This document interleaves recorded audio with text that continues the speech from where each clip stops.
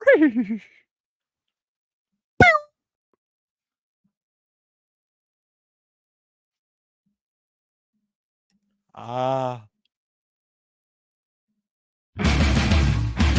are going to bring the heat today. As the leader of the Booner Pack, I lead from the front. All right, boys. Lock in. It's our core foundation, man. Grit. I'm fired up. I'm fired the f*** up, boys. It's bumping right now. It's got my juice pumping, boys.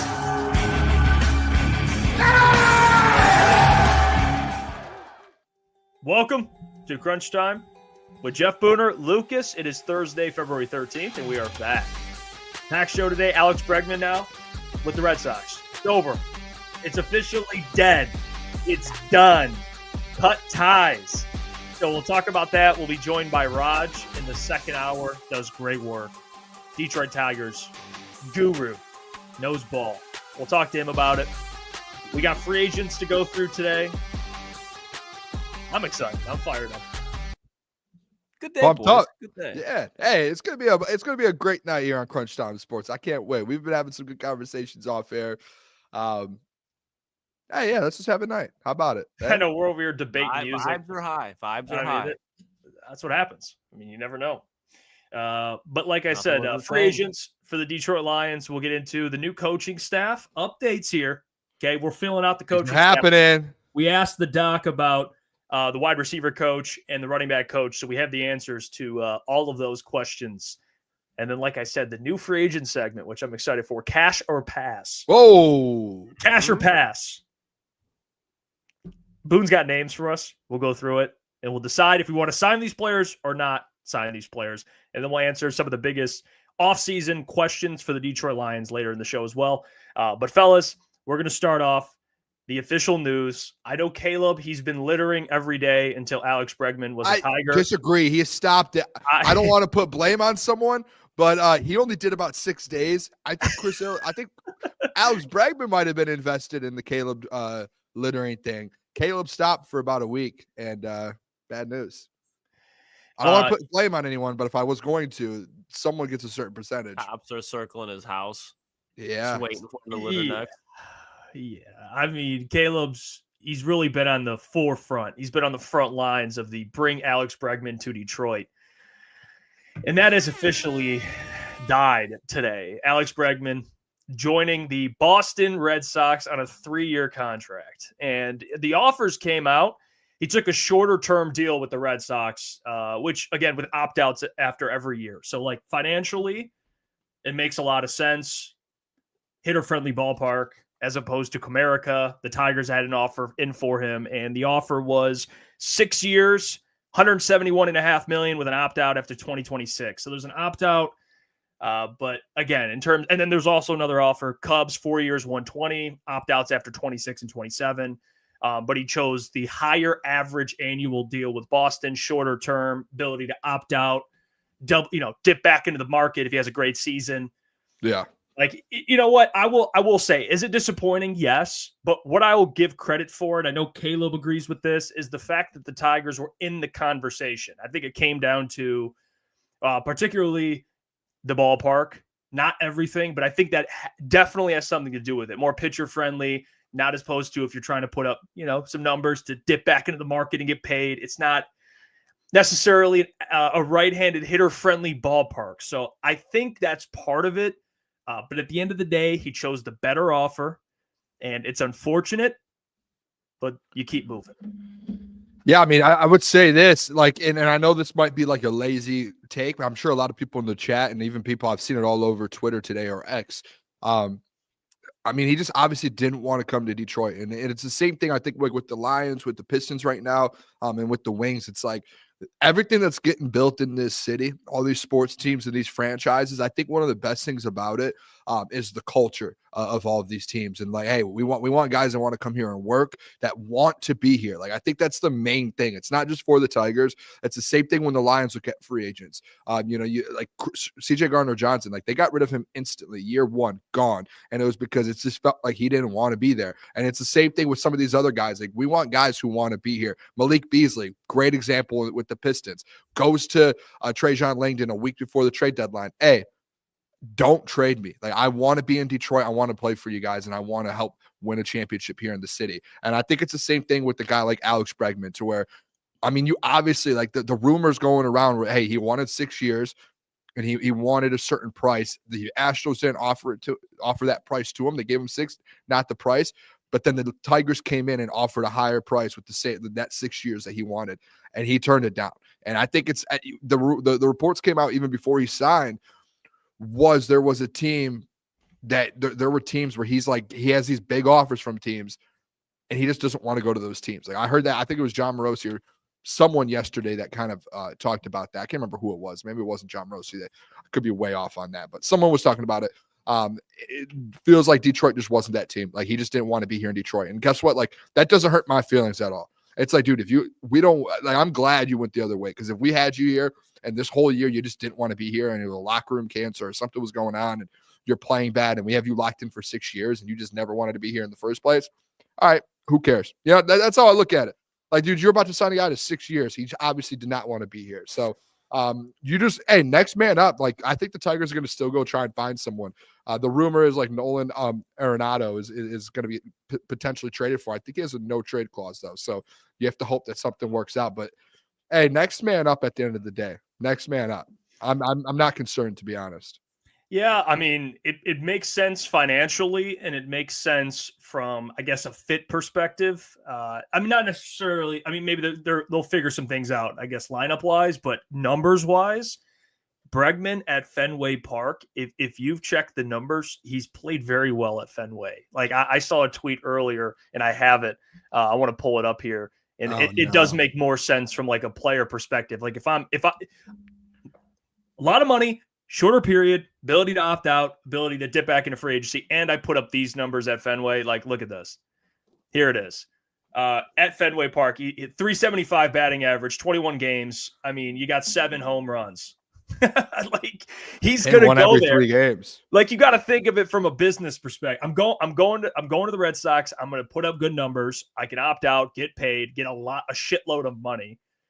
So, to your point, Boone, you want guys that want to be here. Clearly, that was the better fit for him. It's unfortunate, but we'll talk more to Raj about it later in the show, because I'm curious from, like, his perspective covering this team. But I posted the reel today of Caleb talking about it. It's on our channel. You can watch him and kind of him share his thoughts on it. Did a really good job there.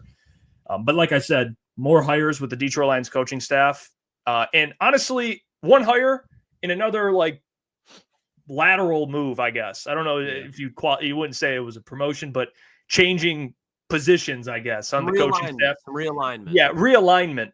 So the Detroit Lions hired today former college running back coach for Texas and for Georgia Tech when Jahmyr Gibbs was there, actually played a huge part. And I'll pull that video up after we talk, because he discussed it on Amon-Ra St. Brown and EQ's pod.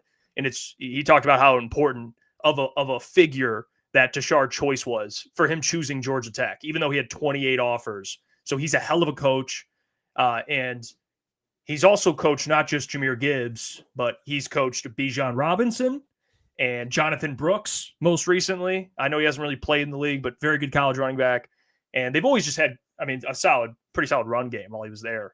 So this is a guy who, again, the guys love him. Bijan, Jahmyr Gibbs love him. And then you also had Scottie Montgomery switch to wide receiver coach. So that answers that. And Scottie Montgomery, real quick, man.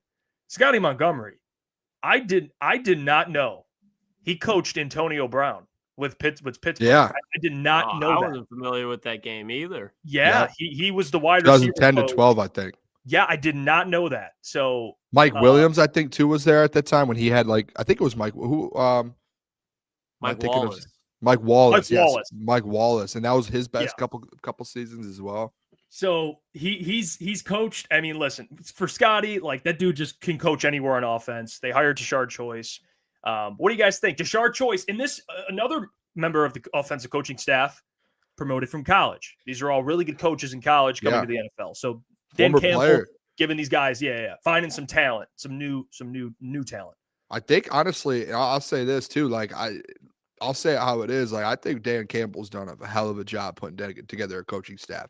Like whether that's moving guys around. If you don't like Scottie at the wide receivers position, like look what Scottie's got out of guys like even like a Craig Reynolds, Jameer, David. Like he's and guys, we sat there at training camp and watched Scottie work and how intense he is, but also holding guys accountable and the guys love him. I was just thinking, like, think about in that wide receiver room, like with Amon-Ra, with Khalif. The biggest one to me, like with Jameson Williams, thinks about what he's going to do for JMO's career over the next year or two. Like Scottie Montgomery's about to hold JMO that much more accountable and like, hey, we need to get you this. We need to get you to this level. We know you're a wide receiver 1 in the NFL. Let's get you there. Let's figure out a way out to get you to that next level. And then even boys, like I've been one of the ones saying like, hey, draft a young wide receiver and let him develop. Guess who's he developing under now? Scottie Montgomery. Like that is an unbelievable mentor in the NFL to have. So I love that. I love that kind of switch there. When I first saw though the Tashard Choice situation, I was like, oh no, Scottie's leaving. But he gets basically promoted. Not promoted, but just kind of a lateral move there, like you said, Jeff. But I like the Tashard Choice thing. I think the biggest thing with this, boys, like he's already coached Gibbs. Like, yeah, we know that. But in college, Jahmyr Gibbs, one of the best running backs over the last 10 years that we've seen. Like we talk about skill wise. And then Bijan Robinson, who was, again, one of the best running backs in that same draft class, top 15 player. Like, two of the best running backs in the NFL right now, he was part of their development in college. Like, I think like, don't overlook that enough. Like, that is unbelievable. So I think he's going to know how to work with these guys. I'm excited. Hey, I want to see how intense this guy, I want to see what he's about. Like when we go to training camp, those running back drills are right in front of us. I want to see what he is about. I'm ready for that. And I'm pumped up to see what he does. But I think, I trust in Dan in hiring coaches because since his first firing or his first kind of staff that he's brought in, he has hit on every single coach that he has brought in. He has. And it feels like he keeps hitting and just keeps finding young guys that keep moving up. I'm like, hey, let's further your career.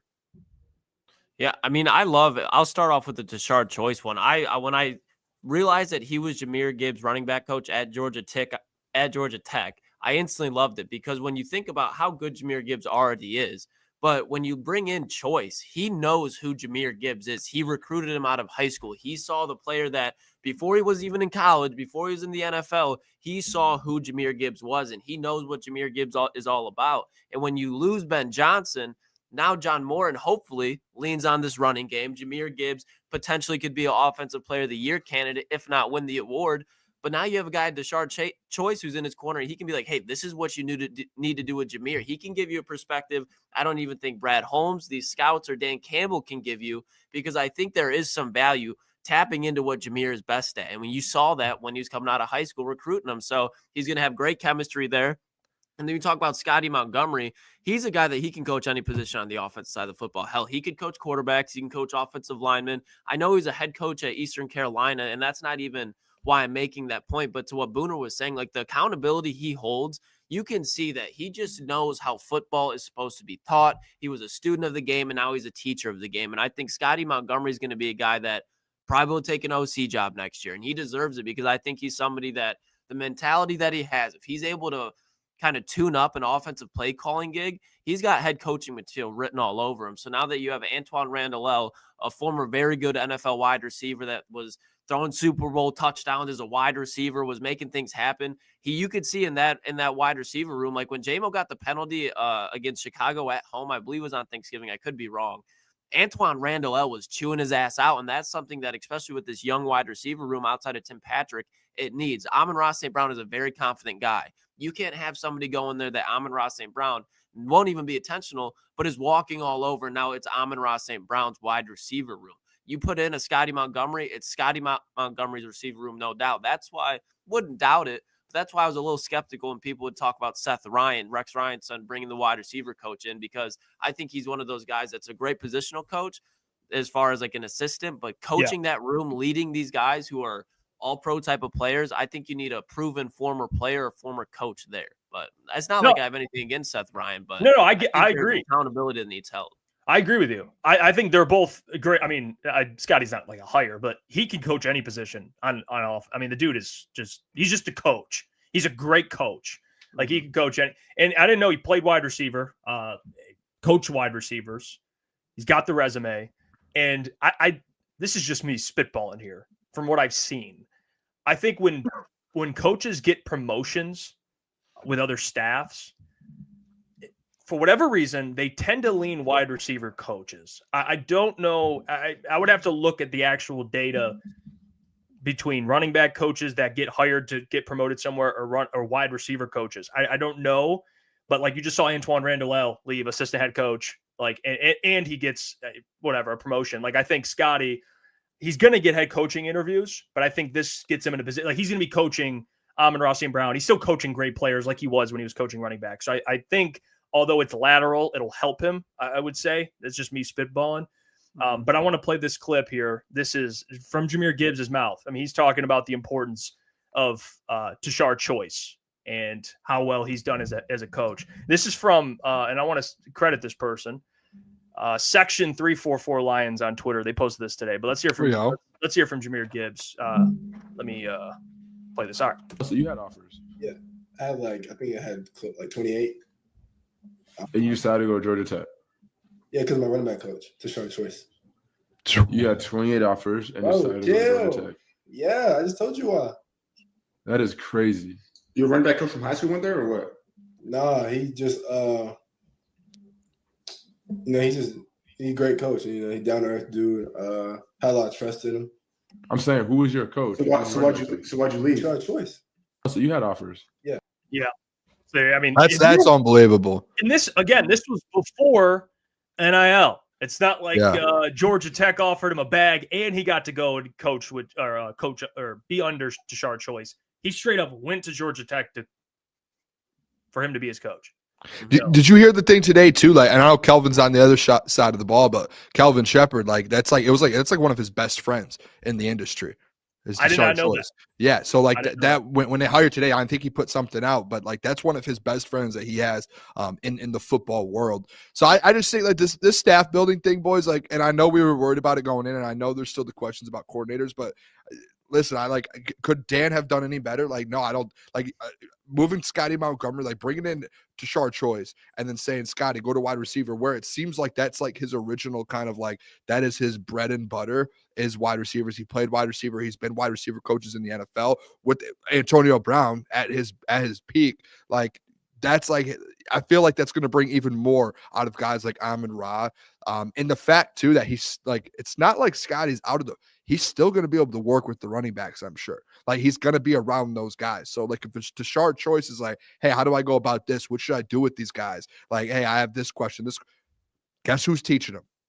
You still have the running back coach in the building from last year. And it's nothing's really going to change. Right. If anything, I'm not saying Tashard's better than Scottie, but hey, a new voice, maybe some other things that Jahmyr and these guys are going to be able to take notes on that Scottie couldn't have brought. I think just as a mixture with both of those guys, it's going to be unbelievable. Yeah, I'm interested to see the Scottie thing though, because if he did really what he did in Pittsburgh to bring that type of thing here, I'm excited to see that, to be honest. I think it's good to have a fresh voice. Tashard comes in outside, and it's someone that Jahmyr is very comfortable with, which I think matters a ton.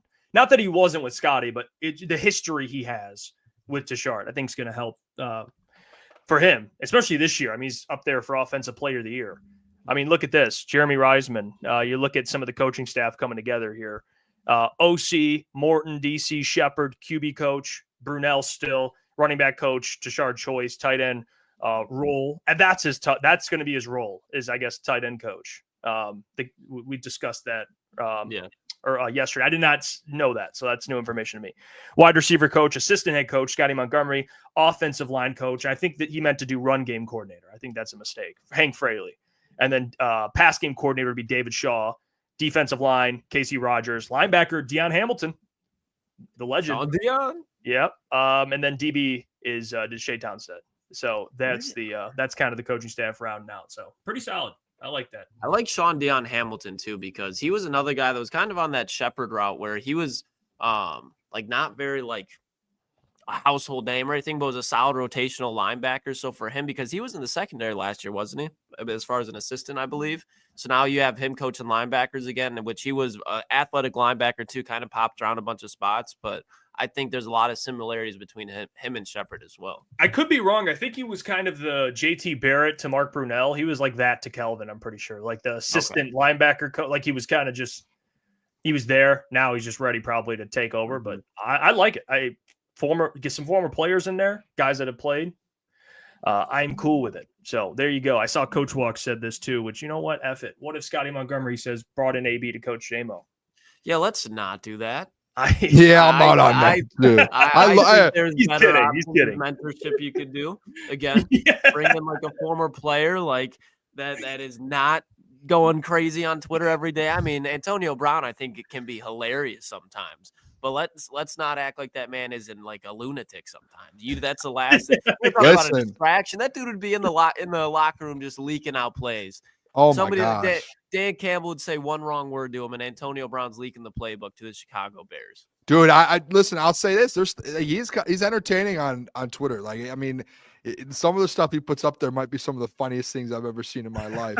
But you probably just the year awards. You probably don't want that, that type of stuff going on in your locker room when you're trying to win a Super Bowl.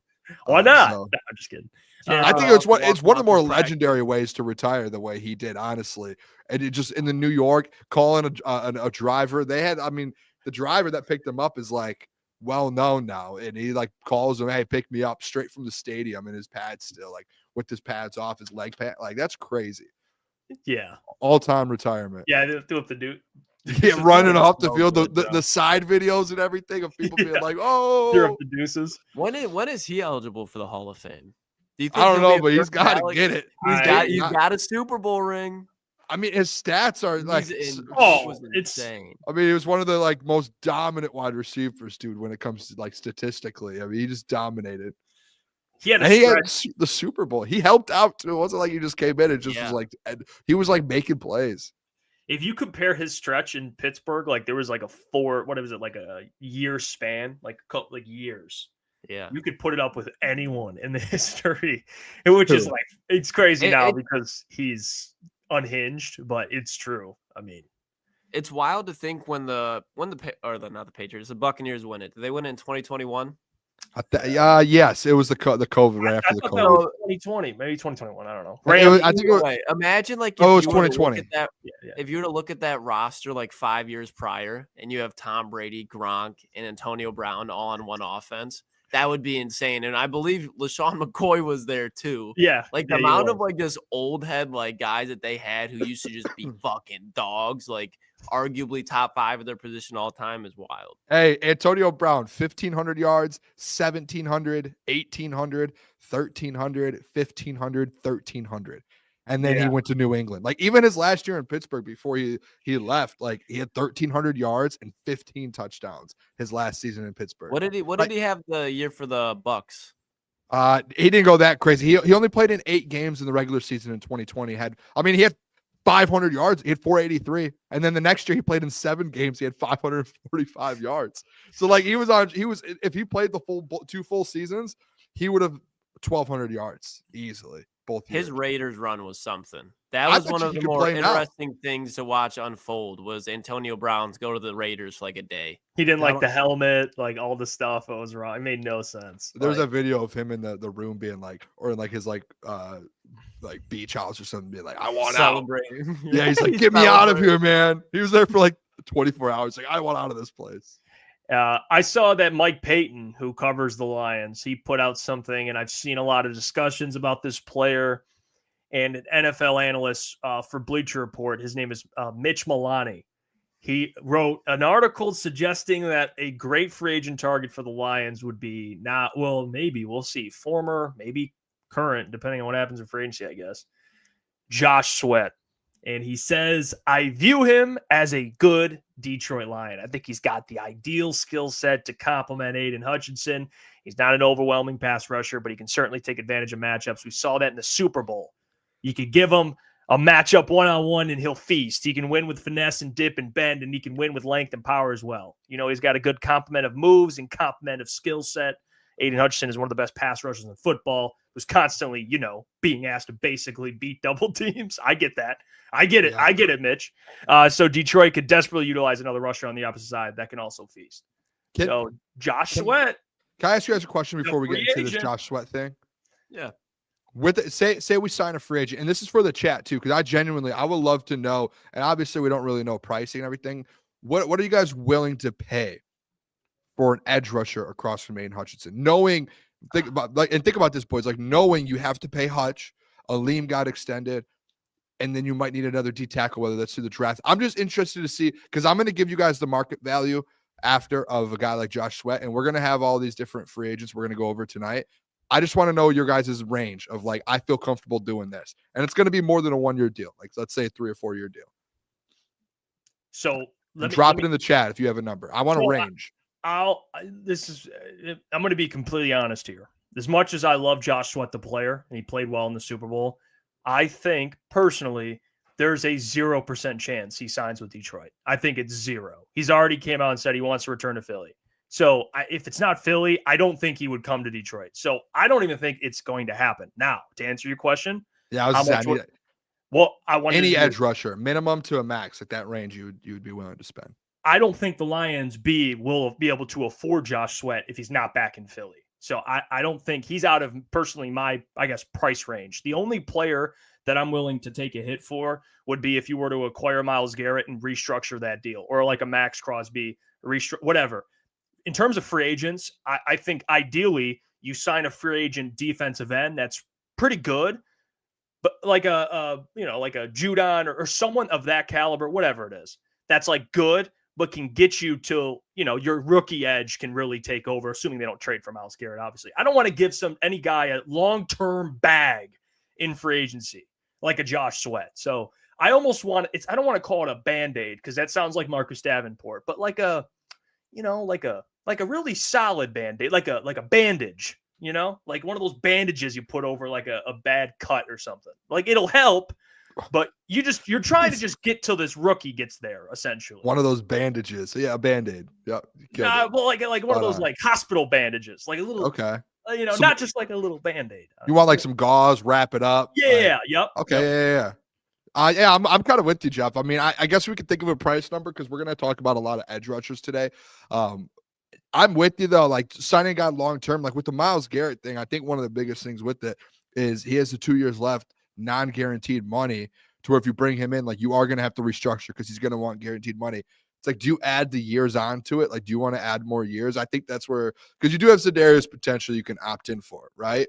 And if, like, to your point, Jeff, if we're talking about, hey, let's get a Band-Aid type player to where it holds you over until you get a rookie or a younger guy, Za'Darius probably might be that best option across from Hutch, because you opt in, it's a 1-year deal, and then you're out of it the next year.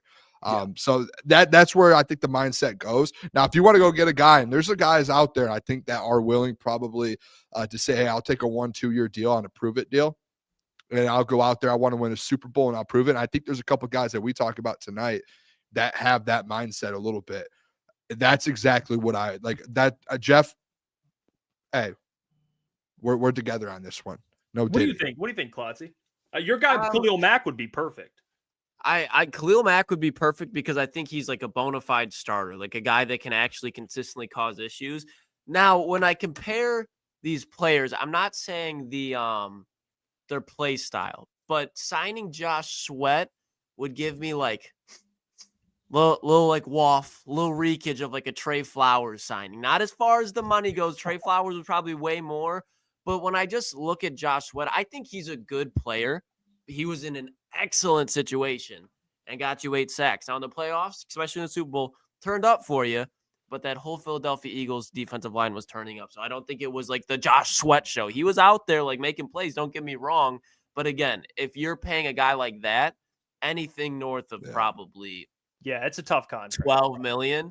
Again, I'd rather have an older Khalil Mack, who I think opposite of Aiden Hutchinson, guaranteed, if healthy, 10 sacks without a doubt. Josh Sweat, you're like, okay, He could give you in between maybe 7 he can get you to 11, but it's not really a for sure thing as far as a guy that is going to make a difference. I think there's been glimpses of Josh Sweat, but there's never been a season where Josh Sweat has taken over. And I think if you're the Detroit Lions, you make it out of the NFC, you're going up against elite quarterback. If you're going up against elite quarterback, elite head coach, it's this year. You need it too. Super Bowl, like we were just talking about with the Buccaneers. You saw it. You need 2 elite guys that can get to the quarterback.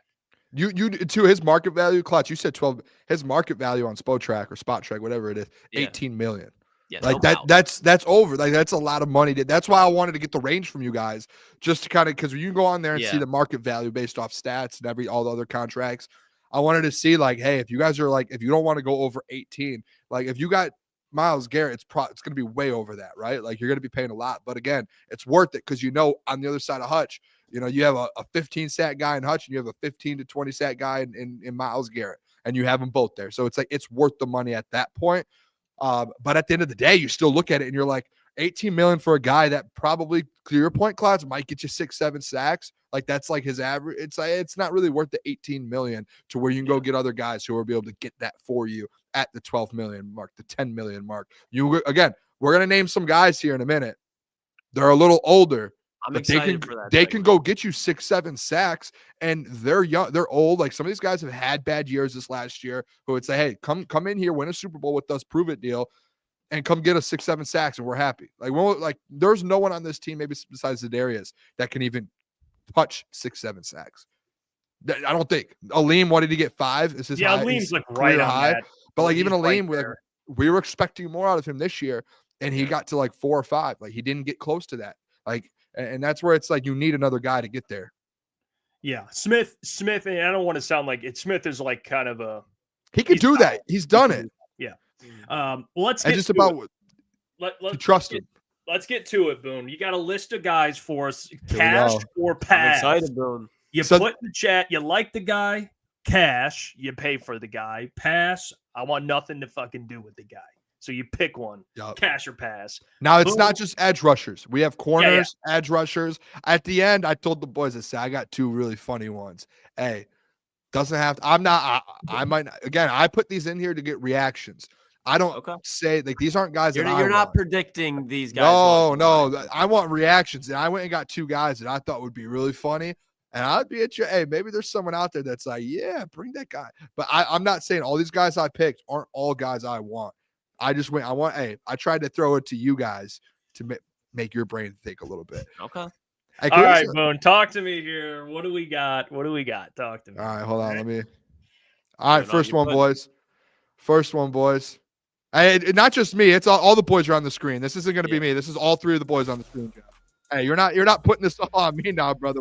No. Hey, when we answer, can we go single so I can, for reals purposes? I mean, we're gonna be. Hey, let's just keep it like this. Fuck it then. Hey, yeah. Hey, watch it. It's a family friendly show. All right, first one, cash or pass. Corner. Rasul Douglas, boys. We'll go down the row. I wouldn't love it, but I wouldn't hate it. I'll go cash because I think he'd be a good, like, if you have him in his depth, I'd be okay with it. But as CB1, no. But there's no context. So I'm gonna go cash. I'm okay with depth from him if you bring him in. Give me 2 seconds, Boone. Let me confirm one thing. I feel like I know what you're going to look up. I went to go look it up too. All right. What was his injury this year? That's what I'm trying to look up, basically. That I don't know. I think he played whatever he had. I mean, he was playing in the playoffs. Maybe I'm thinking of Benford, but But either way, Rasul Douglas healthy, playing. Absolutely. I would be cashing, especially if Carlton Davis leaves. I think if Carlton Davis comes back, maybe not. But if Carlton Davis leaves, this is a guy I like. Played for the Packers, was very good for the Packers. He's going to know that offense a little bit. Been in the NFC North, knows what it means to win the NFC North, and has been consistent whether he's in Green Bay or Buffalo. So I'd be willing to cash for Rasul Douglas. Everyone in the chat saying pass, and I kind of agree with the chat, boys. I think he's an absolute dog. He's in good position, in the right spot in Buffalo. He's been good. I'm out. Boone's out. Don't like it? No, I just think there's either better guys or, like, again, you look at your corner room, like, I think I'm all in, and you're going to see with all these corners, I think I'm all in on bringing Carlton back and just rolling with Amik and Terrion. I think I'm all in with running it back with the same corners, boys. Maybe I'm crazy. I don't know, but I'm passing on this one. I just realized he allowed 123.7 passer rating all year, and he was terrible. So I mean, depth, I'm cool, but he's not depth. He's not the answer. He's a playmaker. Like he's a guy that takes chances. Like that's what got him paid. Like when he was at Atlanta, way too inconsistent, but would get some touchdowns every now and then. Was in Green Bay. Even the first year him in the Green Bay was a fucking monster. And his first year in Buffalo, he was really good too. I just think he had a down year, honestly. Like Rasul Douglas is a very good football player. He's good. Better than Carlton? No. Like I'd much rather have Carlton back. But if you're looking for a cornerback one, he's not going to cost too much money. And with him and Terrion, it's not a terrible situation. I guess it depends on how Brad looks at it with money. Like, hey, if he can't afford Carlton, that's another opportunity. So, next guy I have here, boys. I think this player, to be honest, was rumored potentially in trades to Detroit during the trade deadline. He had, I think, six sacks this year, 6.5 sacks, maybe 5.5 around that mark. Hopefully, I pronounce his name right because I always mess it up. But Azeez Ojulari. Did I pronounce it right, boys? There we go. What do you guys think? Cash or pass? No, yeah, this one's easy, man. Give me cash. It's right up Brad's alley. Go sign a guy. He's young, got potential. He's already been productive. I like it. He's kind of that hybrid outside linebacker, lineup at edge. I like it, honestly. I think he helps. You want pass rushers, man. That's what the point of this is. Give me Azeez. I'm cool with it. Cash it. There we go. Look at him wearing the 51, wearing the same face mask as the one Bruce Irvin. Looks like Bruce Irvin. And if you remember what Bruce Irvin was in Seattle, is exactly what Ojulari is right now. I think he's a guy that is somebody we haven't seen in Detroit as far as an actual edge rusher goes. Like, he's not going to be a guy that's very good against the run. Don't care. What do you need a guy to be good at? Getting to the quarterback. And that's a skill set he absolutely has. And he's not going to cost ridiculous amounts of money, like Jeff said. He's been banged up in the past. I don't think he's your bookend outside of Aiden Hutchinson, but he's a guy that definitely put on a rotational piece. And then if he needs to start, like, you can feel very comfortable because he's going to make plays against the passer. But I think that's like the perfect, what we wanted out of James Houston, is Azeez Ojulari. Yeah, he's played 11 games the last 2 years. He's a Brad guy. Hey, that is a Brad guy, injured guy. I'm cash on this too, boys. I just think that edge position.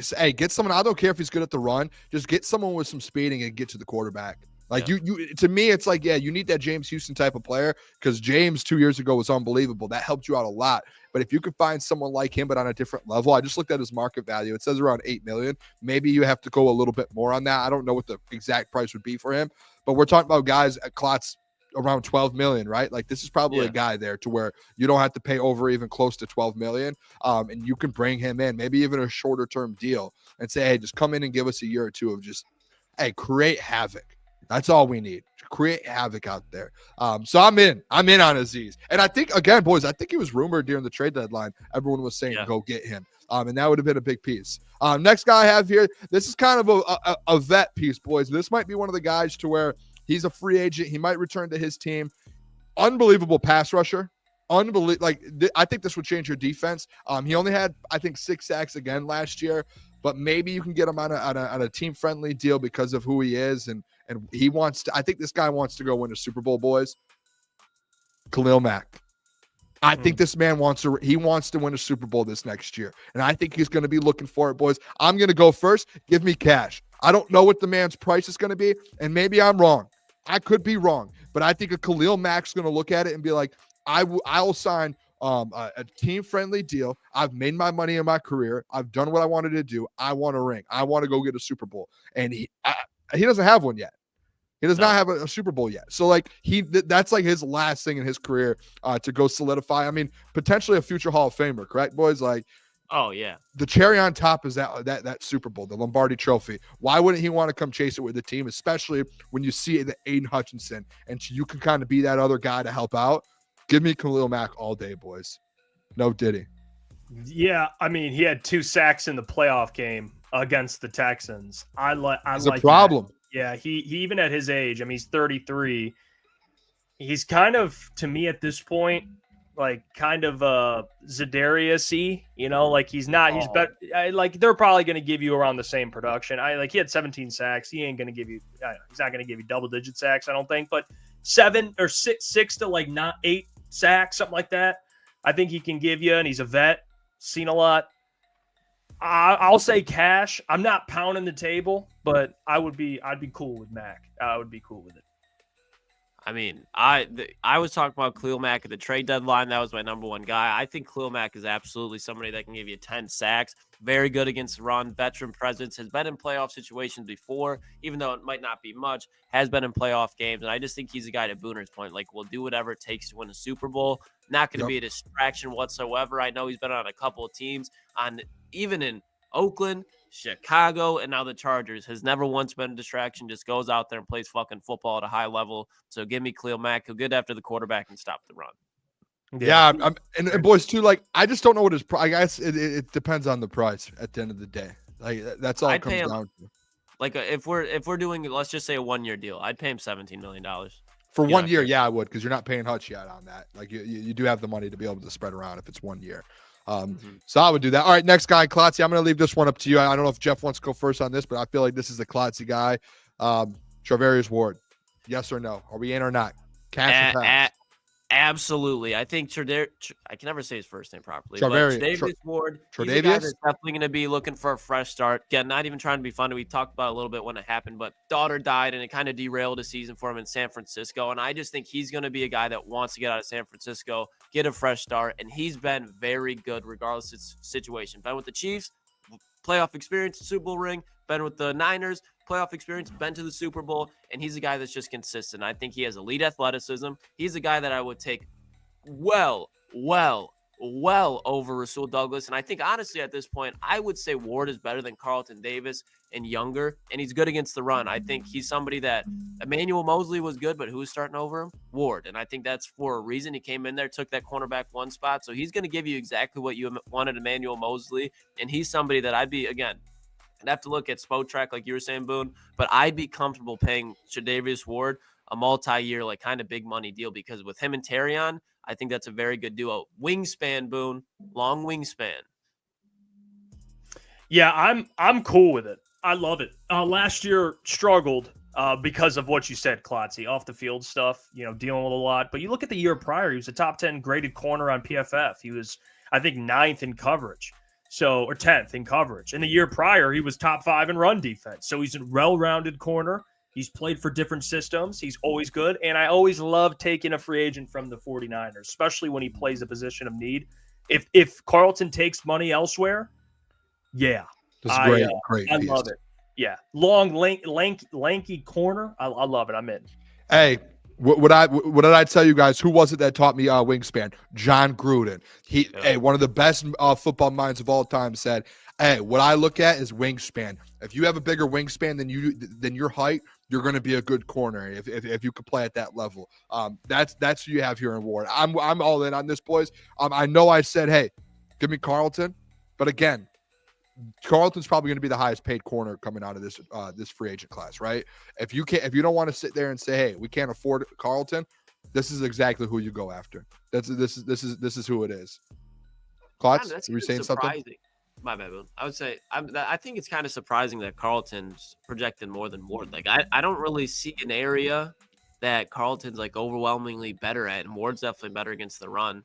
Like, I don't know, younger too. Like, he's not young. He's not out there like. Well, I'm sure we'll get to a couple of young DBs. He's not those guys, but he's still like in very good playing age. Carlton's kind of getting on that tipping point. Yeah. Next guy, and listen, I think I know what everyone's going to say for this one. I'm going to say pass before I even put it up there, but I just have to throw it up here. This is for Klotzy, to be honest. Chase Young. Chase Young, cash or pass? How about cash? Cheap. Get the hell out of here. No Cheap. way. No Cheap. how. I'm out. Nope. I'm not cashing out on it, Boone, even if it's being sold at a Goodwill. Goodwill does have some good stuff, but Chase Young would not be one of the items there. And Chase Young, if you give him like a 1 year, $4 million deal, go for it. But as far as like relying on him, because I'm sure there's going to be a market for him where he can get not paid a lot, but a pretty penny in some destinations. It better not be in Detroit. This is a guy, injury issues again, has never been able to put it consistently together outside of his first 2-3 years in Washington. And if he was going to do anything in New Orleans, you would have seen it, because he's across a guy like Cam Jordan, DeMario Davis, like New Orleans, they have Dennis Allen, a good defense. I don't see him being a difference maker. Could be a distraction. Fuck no. Pass. Yeah, I'm a pass too. It's something about Chase Young that, and then especially the fact that he went to the 49ers, almost helped them win a Super Bowl, just really irks me.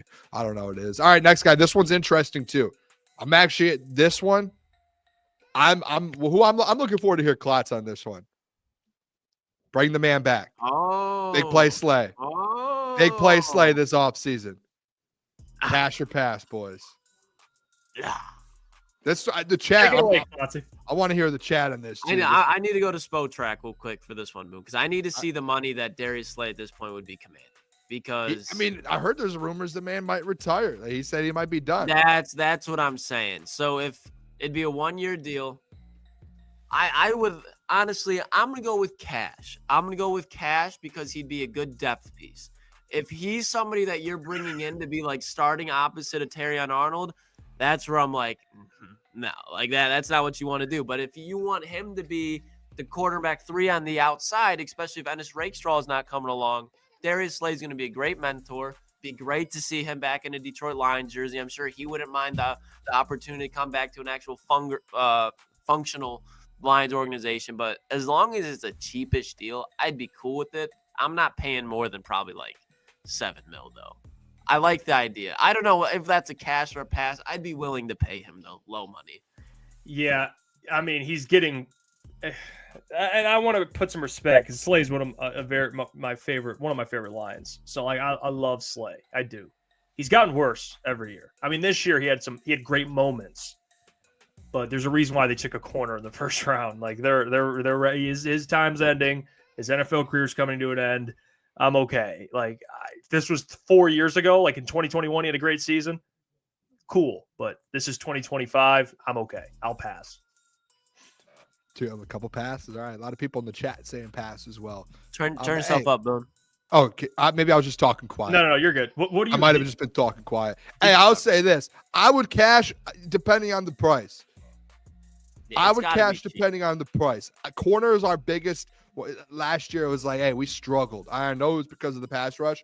If you can get him in there a little bit at a decent price, bring him back to Detroit. He's got his Super Bowl. He's like, I know Darius Slay would love to win one in Detroit.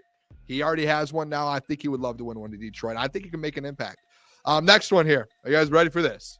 Ready, Boone. This might be the biggest one yet. The commish!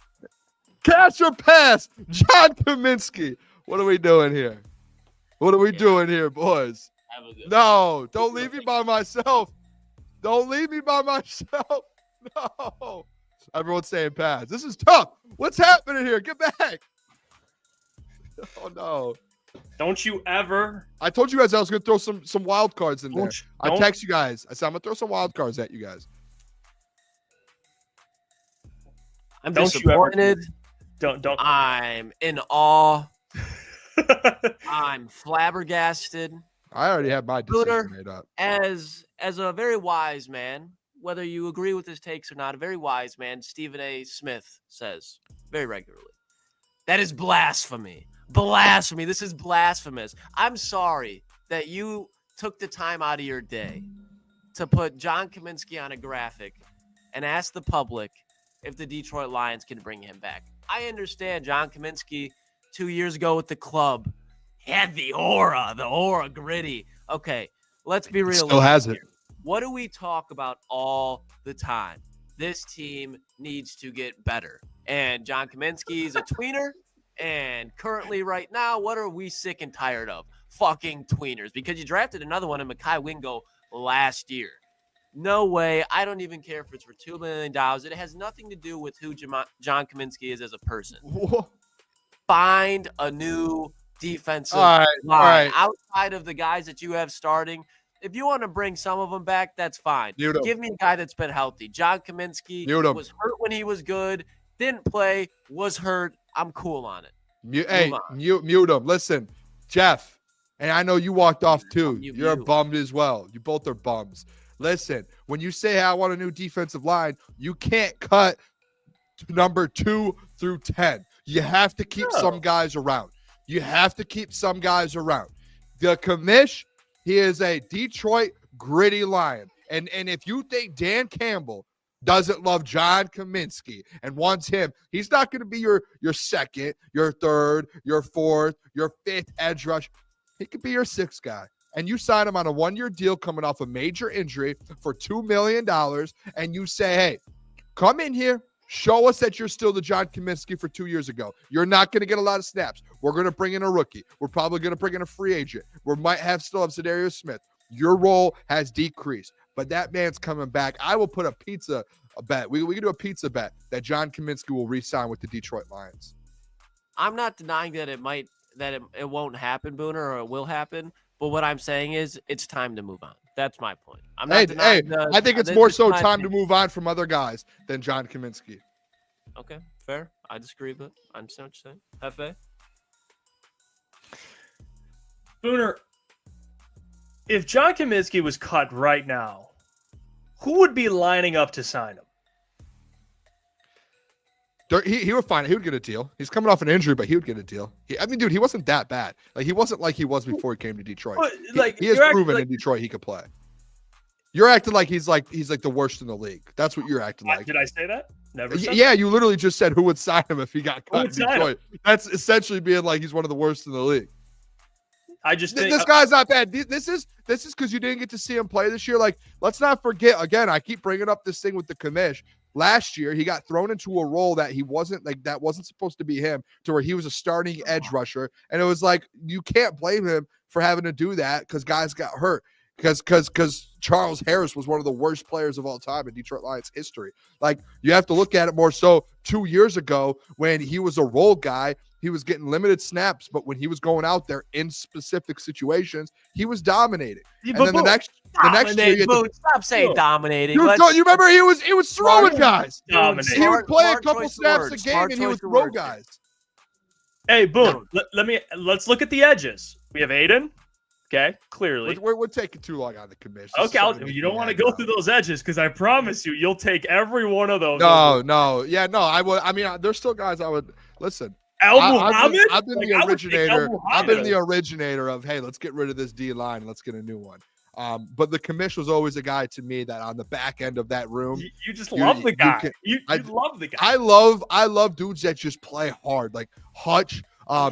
I mean, Davenport, when he's not hurt, he plays hard, but he gets hurt. He gets hurt. I just love guys that just, play hard, head down, go. All right, next one. Here we go.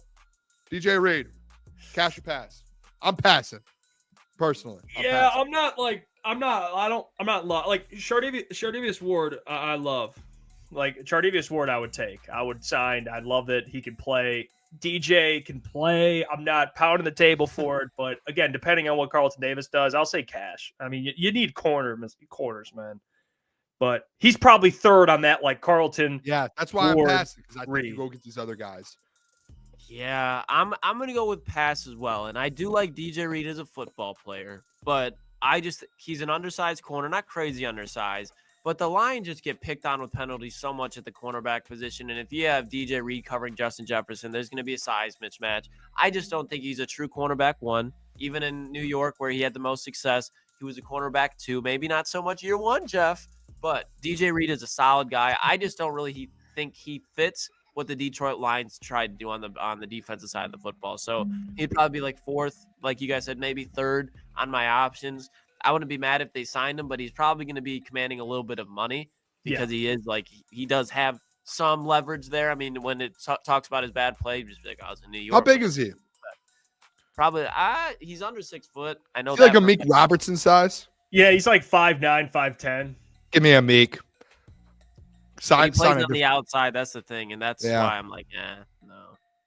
Yeah, hey, Super Bowl Wilson. I'm still stuck on Jeff and Lukas passing. I think I'm with you right there, Super Bowl, man. It's a tough one. Tough world we live in, man. We talk about not right. wanting to bring the Manuel Mosleys back. We're tired of the The Broderick commish Martin. isn't that guy. He had 1 year he got injured. All right, we're ending this. We're ending this. 2 This years. next guy, this man, I'll tell you what, I'm going to say early. I am passing so fast on this guy. I don't ever want to see him again. I love how this guy plays, but I'm passing. I don't want this man in my locker room.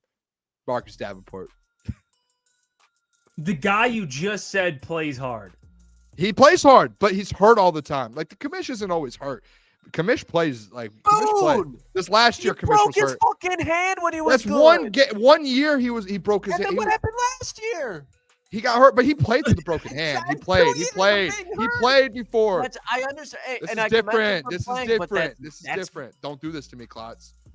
Boone, he's an injury-prone player. Not He Commish. was released from Atlanta. First team he was, practice squad type of guy. Came in, made a name for We're himself. not in talking about the Detroit. command. We're talking about Marcus Davenport right now. Do you really? Keep What the do you show on think I'm going track. to answer here, Boone? Hey, I want to see what you think. Pass. Yeah. I said I proposed to Klotzy yesterday the idea of bringing him back on a cheap, like dirt cheap deal to be like basically take John the Commission's spot, which I would be cool. Like Davenport's a better, when healthy, better player. Yeah, But there's something about it's hard, man. it just didn't work out. You know what I mean? Yeah. It just didn't. work. I think. All right, next guy here, Super Bowl champion, or not Super Bowl champion. I apologize. They lost in the Super Bowl. That's on me. I thought they were going to win. They lose. Played for the Kansas City Chiefs this past year. Josh Uche. I think he got traded there at the. Did he get traded there at the deadline? Yeah, I'll yeah. pass. I'll pass. I like Uche. He's interesting, but I would rather have Aziz. There's a list of guys I'd probably rather have. He's fine. You know, he's a good player. Not pounding the table. I'll go pass. Yeah, I'm going to go pass as well. I'm not like a hard pass, but I think he would be another rotational piece. My thing is just if you're bringing free agents in this year, I at least like I understand they're going to bring in more than one.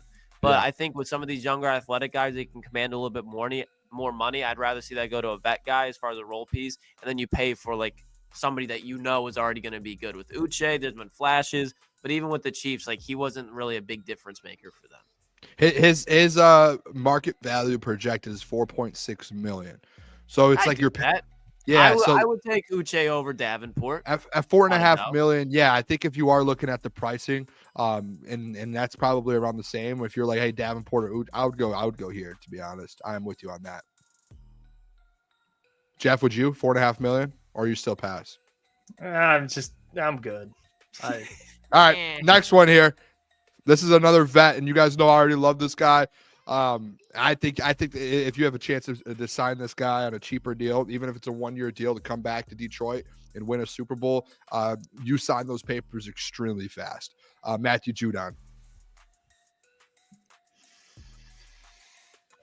I'm a cash. He's going to be cheap. I just thought he'd do more this year for Atlanta. That's my thing. I thought he'd be able to go in there and make a real impact. He wasn't bad. I don't think but anyone in that team was able to. And that's the their thing where it's ceiling. like you'd expect somebody to come in there and kind of give him a little heartbeat, and he did not. Not saying he needed to be a one-man wrecking crew. I just expected more. I think he's who you bring in if Zadarius Smith walks. I don't think you bring in Judon and Zadarius Smith. They're the same fucking thing. Okay, they're both out of their prime. They can contribute in some spots, but they're not going to give you that much over the course of a season compared to what they used to be. I'd bring back Zadarius over Judon, but if Zadarius walks, I'd be willing to pay. Yeah, that's where I'm at. Like I would take Judon if you move on from like Zadarius, I guess. It'd be a weird fit with both of them though, because it's like, I mean, I would bring them both. Now, hey, let me ask you this: But I if you had to choose it's one or the other. To me, it's one or the other. If you had to choose, I'd go Zadarius. Yeah. Zadarius production-wise was better last year. He was here last year. I think he loves being in Detroit. Not saying that Matthew Judon wasn't, obviously kind of from the area. But I just think at this point, Zadarius showed he was a better player last year at least. Yeah, and I was with you, Boone. I mean, I like Judon. It's just like, I'm all in on Judon. Bring that man home. how old is Matthew, by the way? Or how old is 32, maybe. Let me see. Oh, they're about the same age. 32 They're on the dot. same Yeah. thing. It's just Zadarius had a better year last year. Yeah, let me see. Za'Darius last year. Let me look real quick. He had. I think people just forget about Judon because of this year he had in Atlanta. But even like before, like he has never gotten injured really in his career, and he was always playing for the Patriots, putting up numbers. And then he got injured. I think he played like 5 or 6 games, and I can pull it up right here. I think he still had like 4 sacks in like 4 or 5 games in New England.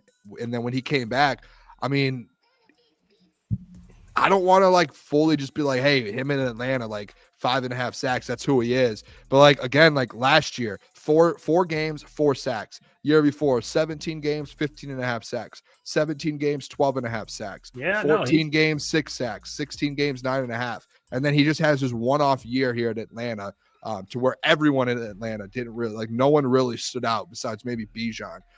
So to me, his injury, I think, was a pec injury. So I think it's fully came back from that. I think if he gets put in a good position, like on a legit contending team in a defense with a Hutch on the other side, I think he goes out there and gets more than 5.5 sacks if he plays all season. I think Judon like that. Honestly, if I would be like, hey, there's a guy you can get a steal on, it would be Judon. Like Judon's had 15, 12 sacks in a year. Has Za'Darius Smith done that? Yeah. He's had 15?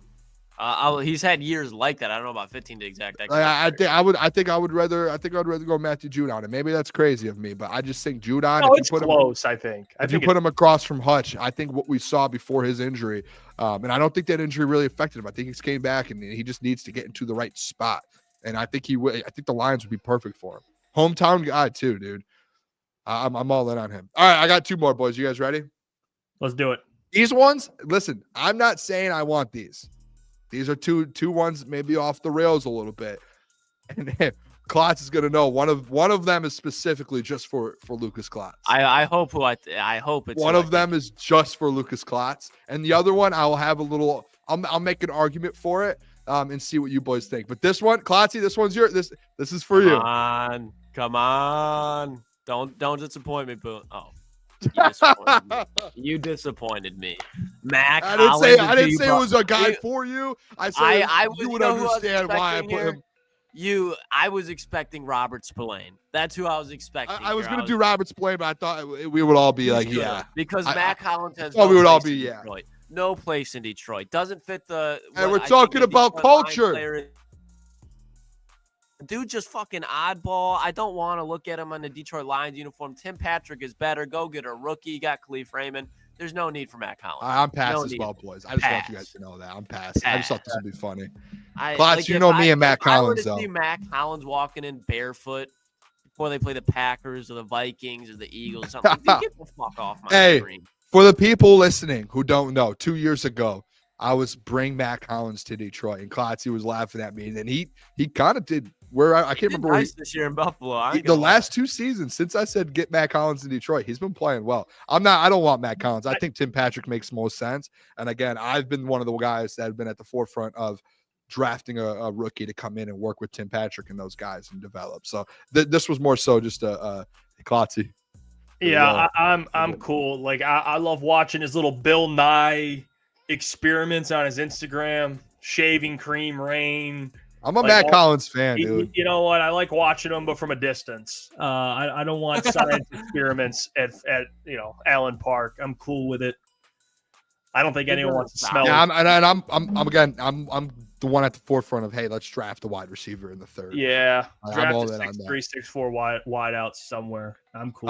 Sign Timmy. All right, this last one, boys. This one, and Jeff, you might not like this. There was a reason, I think, boys, and I don't think we talk about it enough, and maybe we should do a segment on it.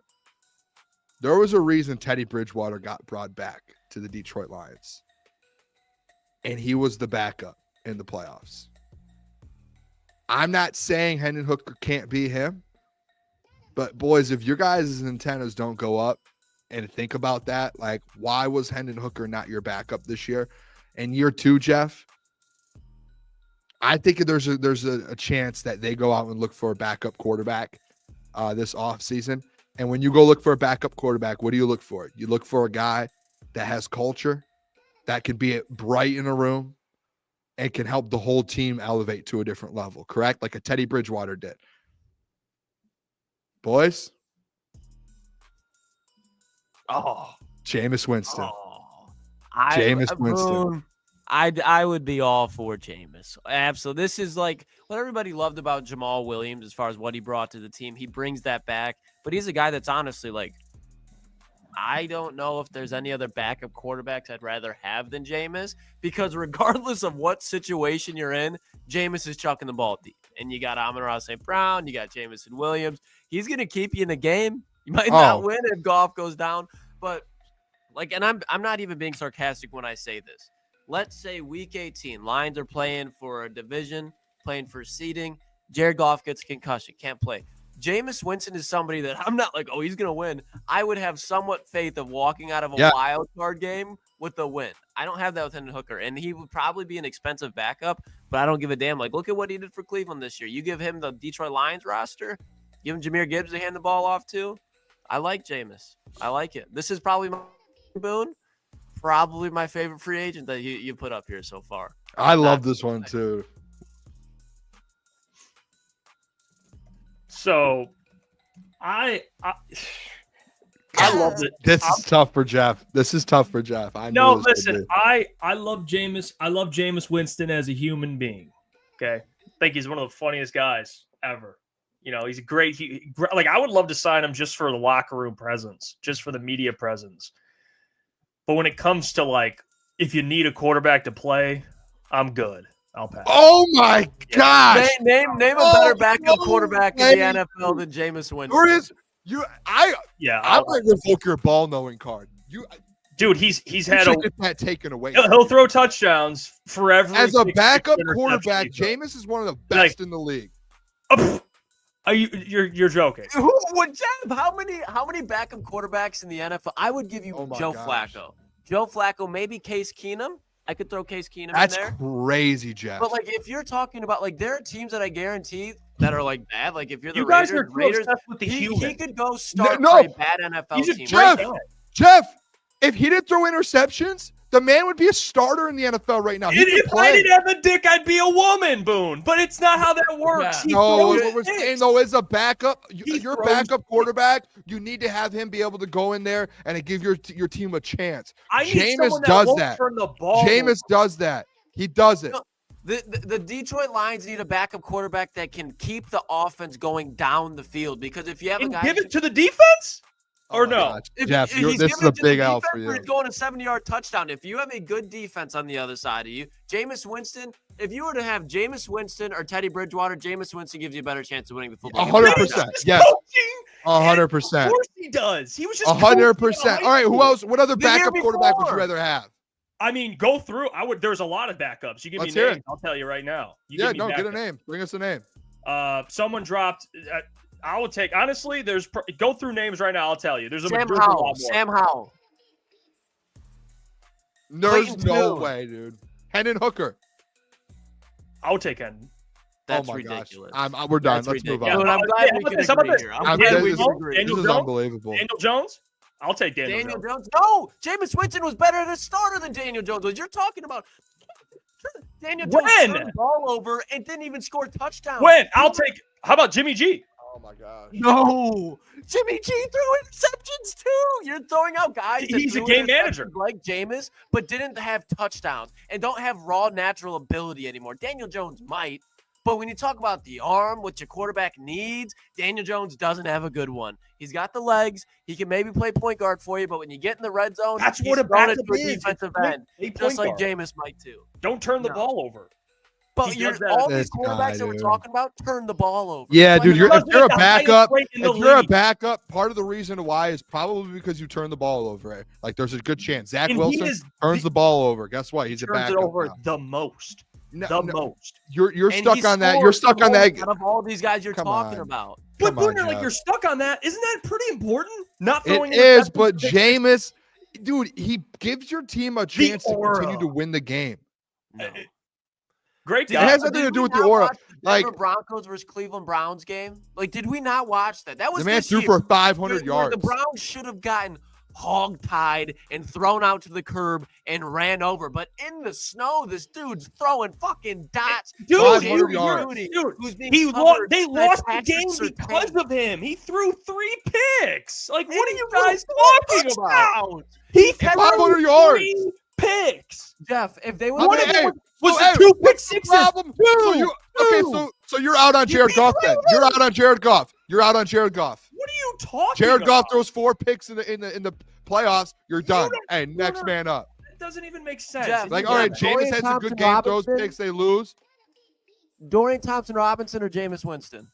Bro, like, really? He's borderline cut. Well, Dorian doesn't turn the ball over as much. Yeah, you're twisting my words. Ryan Tannehill. No, that's exactly what it is. No, it's not what Ryan Tannehill or know Jameis that. Winston. If I'm gonna have a backup quarterback, guys, what I prefer is Oh not my the gosh. aura, throws for a bunch of yards, but he'll sprinkle in some. I mean, pick listen, sixes.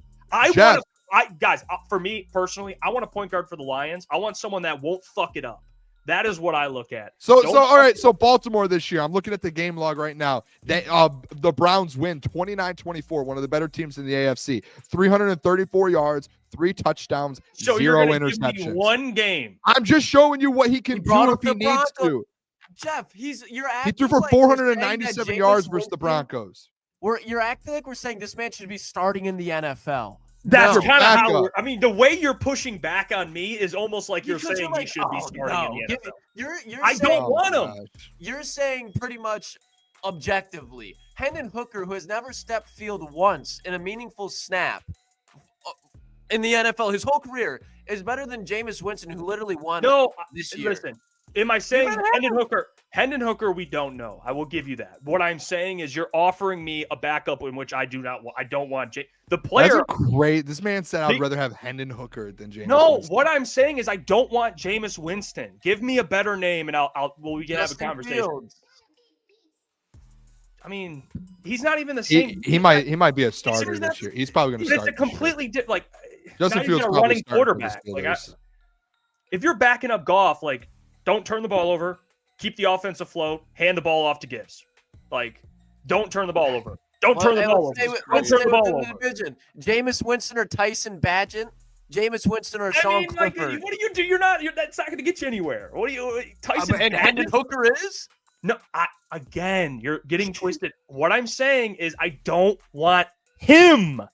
I don't. And at the end of the day, Jeff, and real quick, like the biggest thing is like, knock on wood, Jared Goff has stayed healthy in Detroit, right? Like you've seen one time, I think Teddy Bridgewater's came in and played one time, right? So essentially you're looking at a guy, hey, yes, you might need him at some point, but realistically you're looking at it being like, hey, who's a guy that can back up Jared, bring very good vibes, is very good. I knew it. Out this team. It's the vibe. I think that's part of it, though. I knew it. Why did they? Hey, no. Time out. Why did It's they the bring vibe. Teddy in? Why did they bring Teddy in? Because Teddy was a teacher. He was good. He was a vet. He knew what he was doing. That was one of the bigger reasons. Like backups, when you look at backups, yeah, you want them to be able to play. But a big reason of a backup is to be able to, hey, teach the young guys, help these guys develop, help Jared Goff, help the offense, the vibes. Jameis is the best in the league at it when you talk about backup quarterbacks. Number one. No question about it. Okay, we agree. I'm done. I'm just that's you can have that. I'm good. I'm fine. think he's hilarious. He's funny. He is. I mean, get to his. This is the last thing I thought Jeff was going to be a Jameis hater. One game's in New Orleans as a backup. What? One game's in New Orleans as a backup too. That indeed. Made sure Jamal got his touchdown that he dearly needed. He did. That's an unbelievable move by him too. Team player. That's funny as hell. All right, hey, enough of this. Let's get to. We have a special guest. Actually, by the way, real quick, good stuff, Boone. That was fun. That was a great segment. Appreciate it. And hopefully people enjoyed that one. That was great. Probably one of my favorite segments, honestly, of all time. That was awesome. All right, let's bring in Raj, my guy. We haven't talked to Raj. Raj is he's in the trenches, and you guys have seen him. Does a great job. Covers the Detroit Tigers. He's one of our good friends. Joins us whenever we need help breaking down the game. He's the co-owner, Tigers ML Report, podcast host, MCM Baseball Pod. You can follow him on X at Rajcast Baseball. That is Rogelio Castillo. What's going on, Raj? How we doing? Good. Gentlemen, I would take Jameis just holding a clipboard, preaching. You know what? He would be perfect down by Comerica Park, just preaching to everybody and just going, just like, I love like just doing a little dance, and just Jameis just being Jameis and just saying the most insane shit. Yeah, he just gives off, like, I love Jameis Winston. I don't want him as like quarterback for the Lions. Hell no. But if he's backup, yeah, hell yeah. Like if he just holds and doesn't, because when he throws in the coverage, you're like, oh boy. Boom. And it's just like he gets picked off every single time. But he always comes off the field with a smile on his face. So I'm just wondering, like, like I love him more than like Cam Newton. I don't like Cam Newton at all, but it's another story for the day. But Jameis Winston, hold the clipboard, do it. Get it done, because he provides hours of entertainment all the time. You are right. You are right about that. We actually watched Jameis. We watched him on the show like last week during Super Bowl. That dude's a legend, absolute legend. Let me ask you, Raj. Hectic day today. Tigers Twitter. We got Caleb now, and he's a big baseball guy. He's been preaching in our group chat for the last couple of weeks. You guys would say he said he would litter every day until Alex Bregman is a Tiger. I think he stopped littering at one point, but regardless, he's officially signed Boston Red Sox. We talked about it earlier. I'm going to explain it how I took it, Raj. You tell me if I'm off on this. You get a lot of money, shorter deal. He gets the option. He gets the ability to opt out of this contract early in Boston. Fenway friendly. He's put up numbers in Fenway. I'm assuming Comerica, maybe a little bit of a turnoff right-handed hitter. What'd you take away from just today, Alex signing, and what do you make of it all?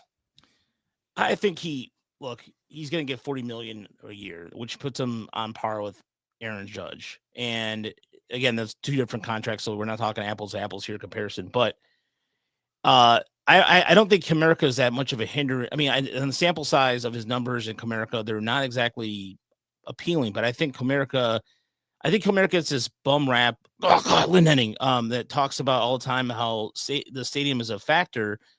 And look, the bottom line is they've moved the fences in twice. I don't know what else they have to do. The offensive numbers last year, the Tigers were in the middle of the pack only because they were not a good offensive team. Not having anything to do with the ballpark being anything to do with it. But as far as Bregman goes, he's betting on himself. I mean, he's got the 2 opt-outs in Boston. He gets to join his friend Walker Buehler, who I believe they own a horse together. So there's that. I think what concerns me a little bit, and I was just talking about this on my podcast, is the lack of perhaps of a backup plan right now. I mean, the Tigers, you look at the eternal options. I wrote an article for Tigers Now Report today about that.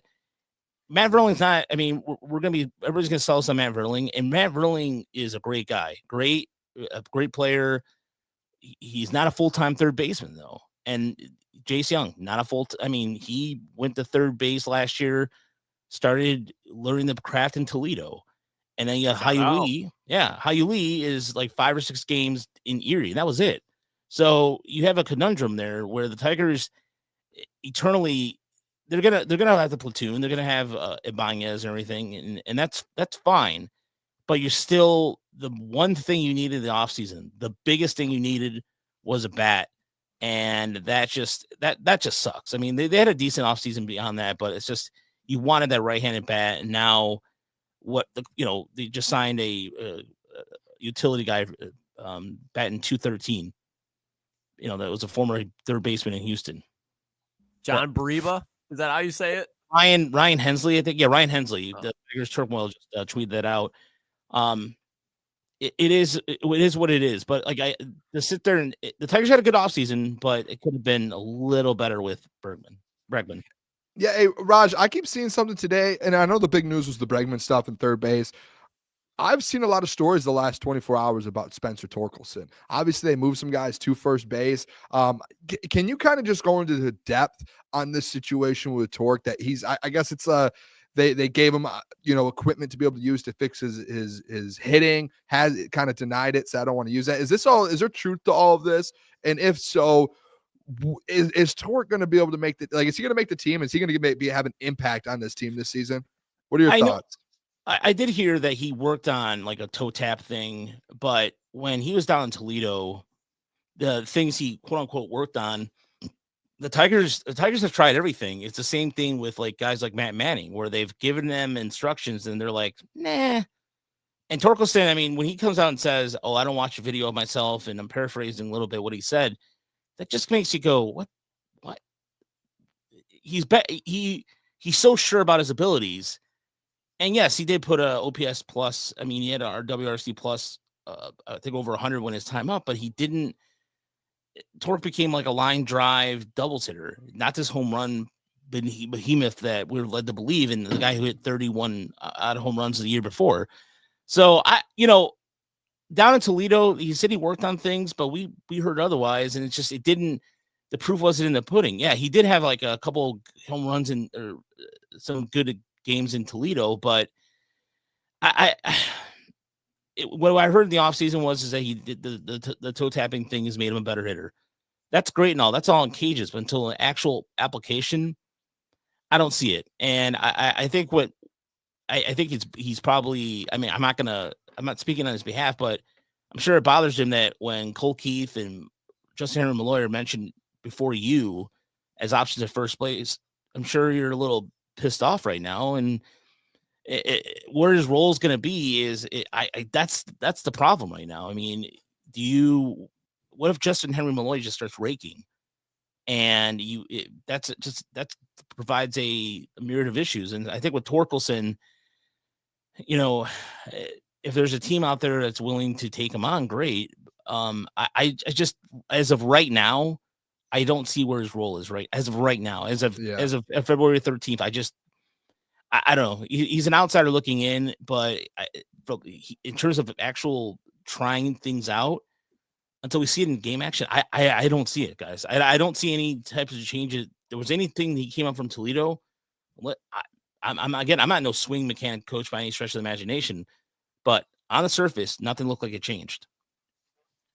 And Doc, my fault, Raj. I did that last time too. In the habit, we had Doc on yesterday. My fault, though. Somebody that I want to ask you about because it was kind of a pleasant surprise, definitely. And I know you're somebody that would have been happy about it. But seeing Jack Flaherty return to Detroit this year, what was your reaction when you saw that? And what do you think that implies going forward for the season?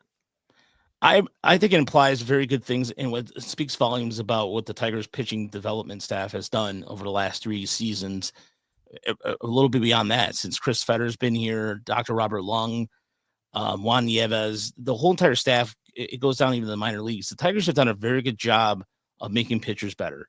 They made Michael Lorenzen better. They've done wonders. They made Matt Boyd something before when he returned, and there's a reason why the reputation precedes itself here. And Flaherty was good, and his velocity was up here, and he recognized that.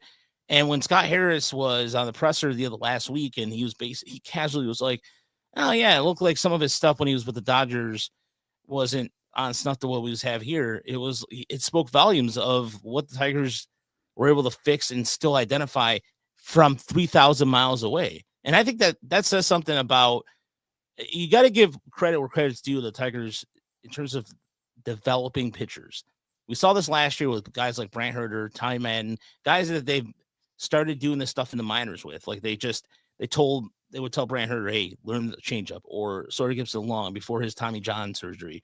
There's certain little things that they've done, and they're doing this even guys who are veterans. And so I think that says, and the fact that he basically was like, "Hey, Detroit, I want to come back."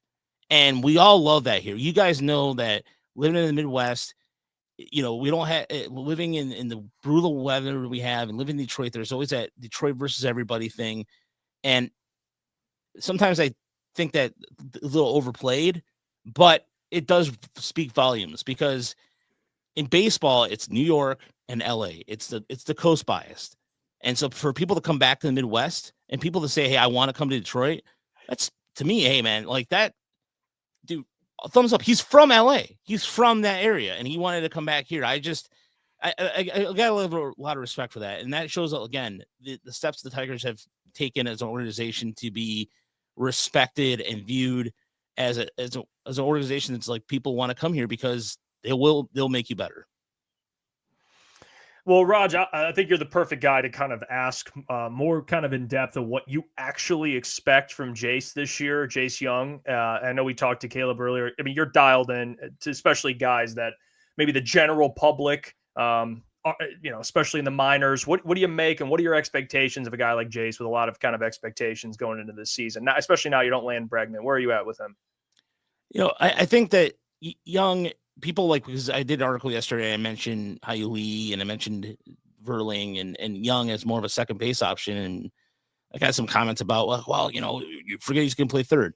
Look, that wrist injury, we don't know how much it affected him enough to where he hit 28 home runs a year before the minors as a collective.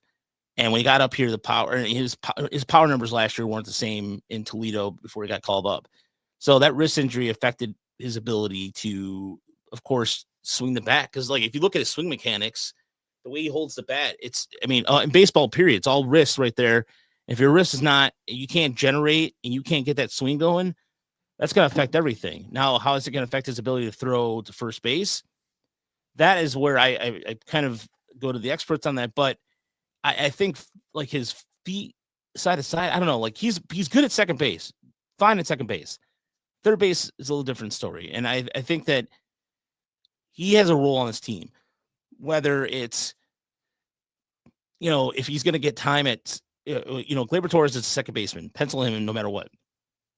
But I think they'll find a way to play Young, because Young is a very good hitter. He has a very good eye at the plate. He's got good power. And I like to see him get an opportunity to prove himself. And the Tigers, the one thing about this, I was just thinking about this today, and I was talking about this with Chris a little bit. Their infield defense looks a little right now, because you have Young possibly starting at third, and he was, by defensive metrics, the worst third baseman last year. And that's where it's like, that's why they pursue Bregman so hard. So I think they're going to try out Young just because they don't really have a choice at this point. But I don't think you just give up on Young, and I think, but to me, he's better suited second base or somewhere else. I just think that his natural position is second base, and he has proven that. He was the Midwest second baseman of the year a couple of years ago, and he was in West Michigan, and his range is fine there. But I don't know. It just, he may have been working on some things, and I know he was working on in the offseason getting healthier. So Alan Trammell's done a very good job. Hall of Famer, works with these guys in the infield, and they've all talked about his working with them. And so we'll see where his role is, but I think his bat is valuable. Hey, Raj, I've seen over the last couple months, you've had Scott Harris on the show, actually. So congrats on that. That's amazing. I just want to get your thought off-season wise. How do you think Scott Harris has done over the last few years building up this team with the young guys? And then also on the same side of it, what do you feel like he could do better to kind of make this team step into that contender area over the next few seasons? I think he can make a trade. Like, he's done the trades for minor league prospects, but I mean, he hasn't done like a trade like the Matt Verling trade, where players that have seen some major league experience in a while now. And so that's where I think, if there's one thing about these Scott Harris off seasons that I like to see, that we saw from Dave Dombrowski, even to a certain extent, Al Avila, lesser extent, Avila, is a trade. Like, just, I thought because he mentioned in the offseason presser that he was going to potentially make a trade to make this team better. And the Tigers right now have a surplus of infielders in their system and a surplus of pitchers right now. And so I think the Tigers could use that strength to get another right-handed bat. That's where I think Scott Harris should. That's where I think the only thing I think that Scott Harris is lacking right now. But he's done a very good job of there's little things, like, for example, like they mentioned the batting cages now having like state of the art gear to it now, with like just all these bells and whistles. And then something that no one, just a subtle thing today. If you notice with pitchers and catchers, they have the overhang, so they can pitch rain or shine no matter what. Think about that for a second, guys. You're in Florida, all right? And it took the Tigers this long. Like, Scott Harris is like, wait a minute, what are we doing here? And then just a simple little thing, like, we're in fucking Lakeland. We're like last year. I mean, during rain season, it's like it's a fucking monsoon out there. Like that, to me, it's just a simple little thing. I love the fact I can swear on here. It's a simple little thing, but it's like that. But they're also upgrading the dorm rooms for the first time since the 70s. And one of the things I found out in the offseason, I was talking to one of our regular listeners who used to be a editor for an IFSI paper back in the 70s and early 80s, was Tom Monahan, the owner before Mike Ilitch, was a cheapskate, and he skimped out everything. And the first thing he did was cut the minor leagues, and that set back the organization a long time. And I think Scott Harris, you could say what you want about, I came away with a newfound respect for him in the sense that, first and foremost, the fact he took time to talk to two minor league guys who are not Channel 7, who are not like beat writers, but he loved their website, he loved their work.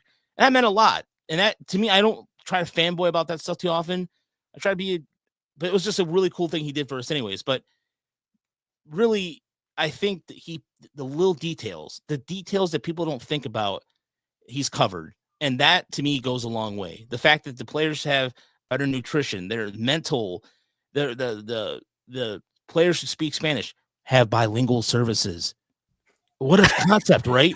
You mean to tell me in the last 3 fucking years you didn't have a fucking like something that was translated from English to Spanish, the most basic thing? You have this in every other fucking environment. You don't have it here?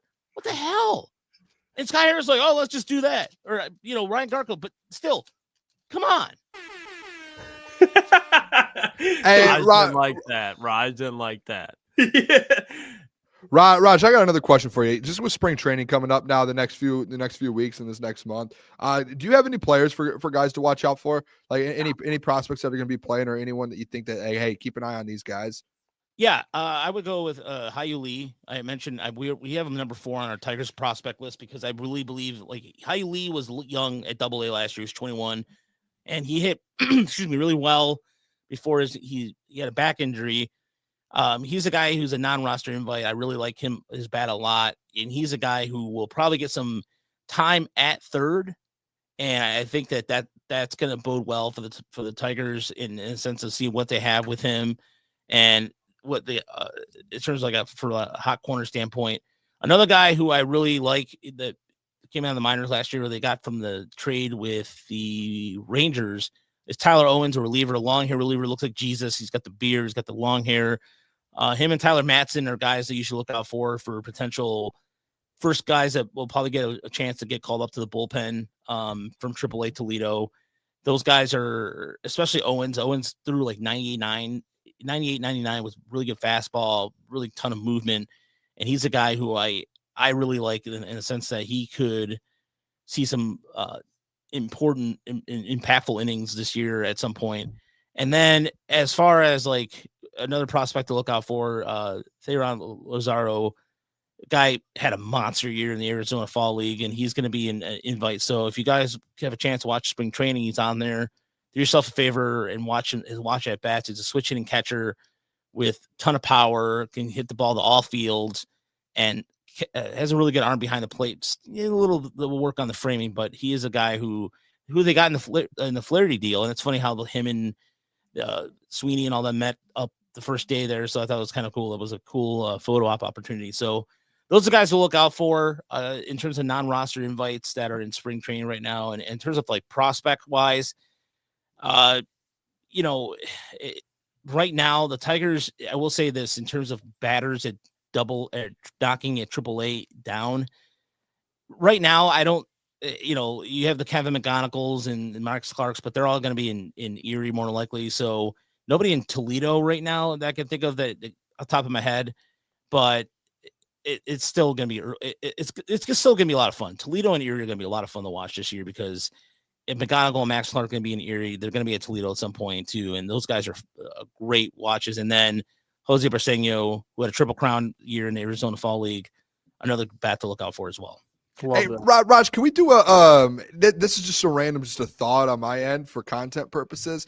Can we do this year like a 3-part behind the scenes video with you, going to Erie, going to Toledo and the Tigers game with you and kind of seeing it through your point of view? I feel like that would be an unbelievable video. No, I love to do stuff like that. Yeah. Like I would love, by the way, if that would be unreal. Yeah. It's especially, unfortunately, because our GoFundMe is off to a slow start, I really wanted to go down the spring training, but when you own a house, your house is like, yeah, you know what? Here we go. pipe breaks, pipe breaks, and you're screwed. Guess what? Ha ha ha ha. That's what just happened a couple weeks ago. Literally behind the sink, behind my house or behind my sink here in the kitchen, the pipe broke, and we just had an estimator come out today, and it's just it's fun, home ownership, fun. But no, honestly, it would be cool to do.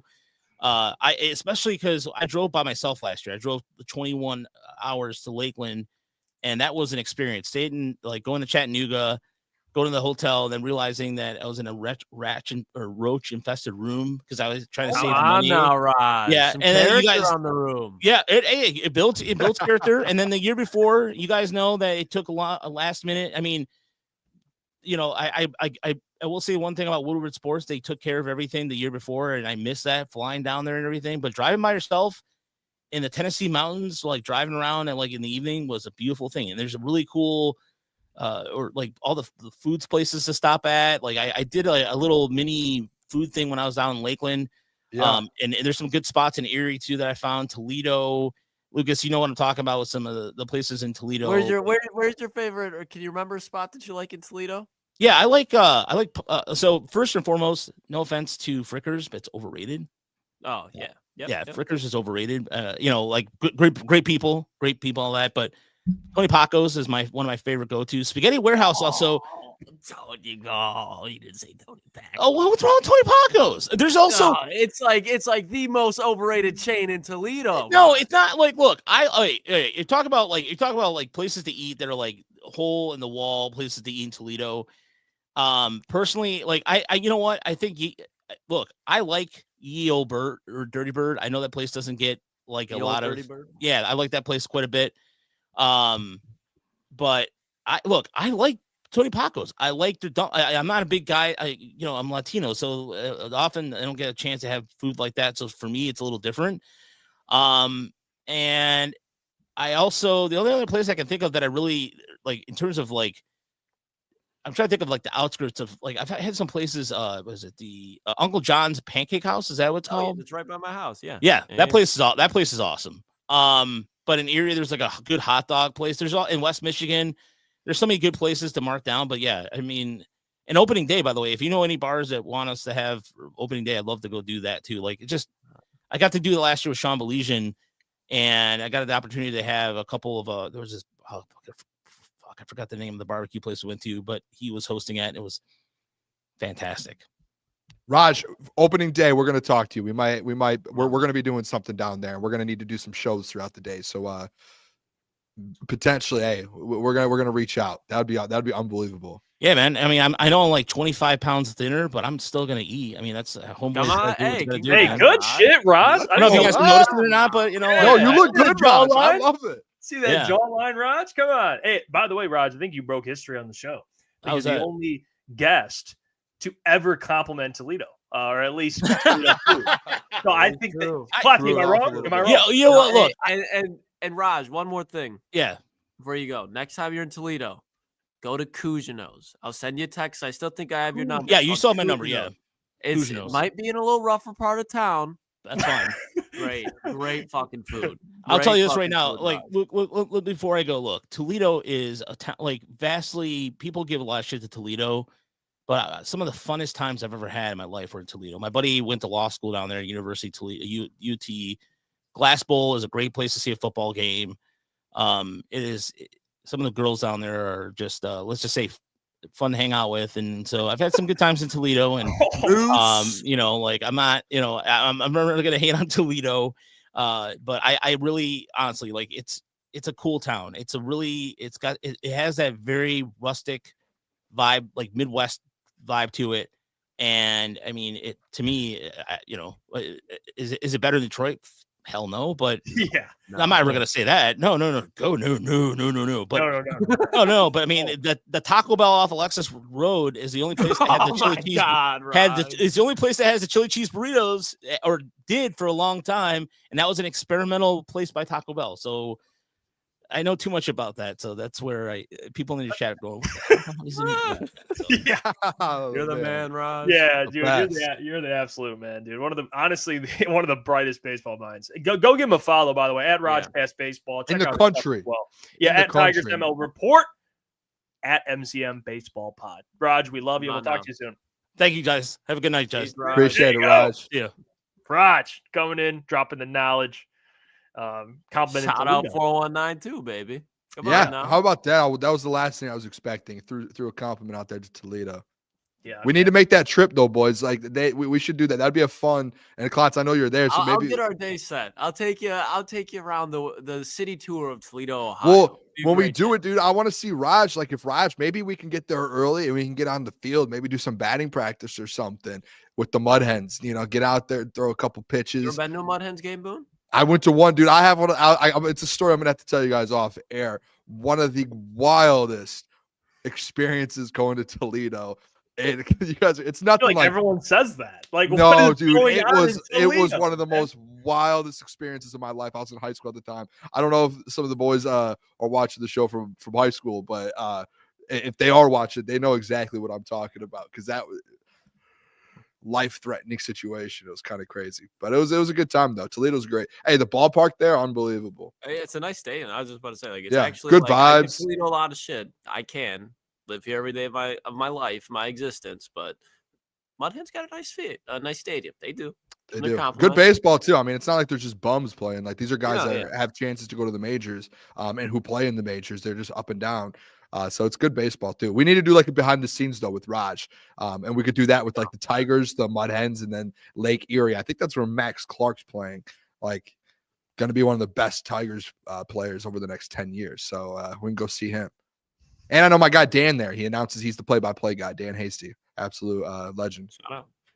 Oh wow, Toledo, man, just stories coming out The woodwork. aura, Yeah, the Klotzy City. legacy.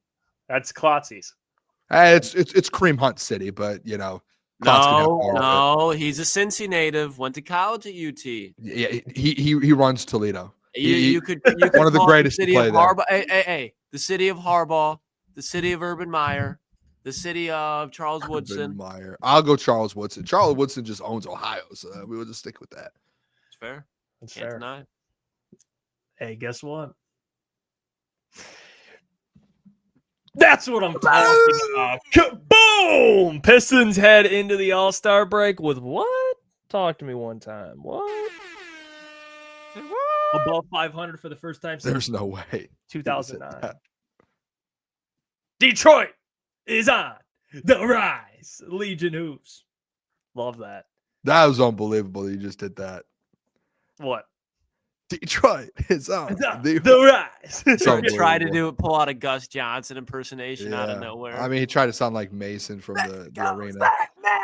I know, but Hey. real talk, they are. They're They playing are. some great ball. They- man. I know They've put doubled up their all win the totals ball. from last year. 14 wins last year. What are they at? 28, 29 now? 29, I think. That's unbelievable. Their over-under, I think, was 26.5. They hit it before the All-Star break. Jeff, give you credit, I mean, It's fun watching the team. They just, dude, and JB, I mean, we talked a lot about him. We were all on the same page with JB, like great coach. He's not going to win coach of the year, but he's going to be in the race. He'll be in as that he race. should be. I mean, what he's done Yeah. with this Pistons team. I mean, Yeah, I- hell, oh yeah.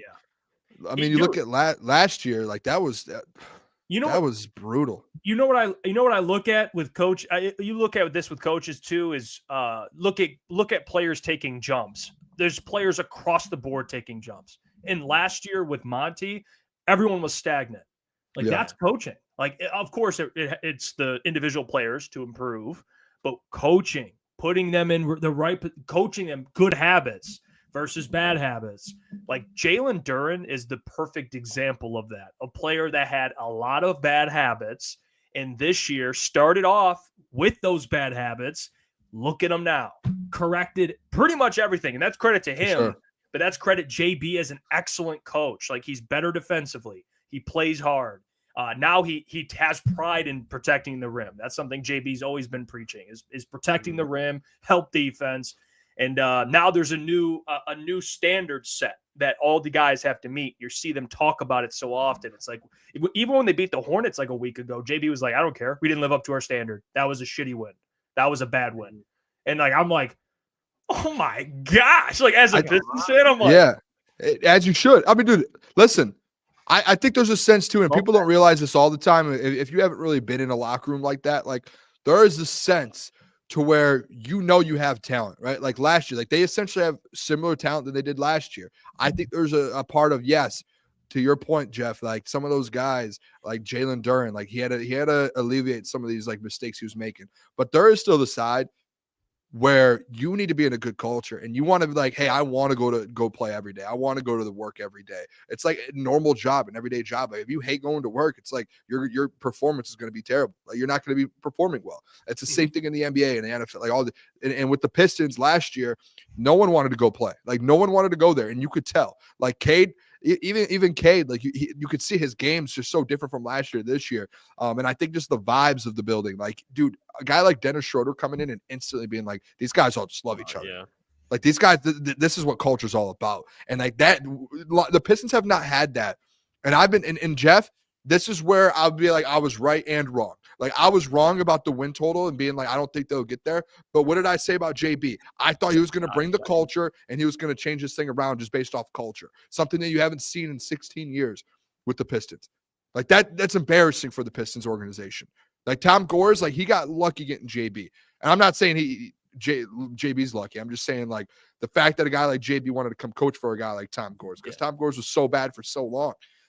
But he came in and, dude, he turned this thing around. This team's going to be good for a long time. As long as you have Cade and some of these pieces, Asar, what he's been doing the last couple of weeks, like if you had these pieces and you keep adding to it, you get one more, you add Jaden Ivey back and you get one more big player. This is a team that's going to be in the playoffs for the next 3 or 4 or 5 years consistently and have a chance, I think, in the next, may I say it, shall I do it? In the next 4 years, potentially, you might see this Pistons team back in an NBA Finals. I want to make a statement, but is that crazy? There's no, I mean, you're talking about, an offseason this summer that could get a little freaky. You know, I think, hey, you thought 35 wins? Don't let me get 50. I might jump it next year, 55. I might go fit. I've got no reason not to believe it. I have no reason. Okay. Let's intervals now, brother. Let me step by step. Let me. You know when you go up the stairs, have you ever jumped like 2 steps? Yeah, I have. This is what we're doing. Hey, I've definitely jumped a few steps and slipped and fell and hit my head. You know? Yeah, I've done it too, but we don't count those. You know what I feel like saying right now? Guess what I feel like saying? I had this feeling today, and I wasn't sure if I was going to say it because it's not. I'm not all the way there yet, but I'm creeping. I'm telling you.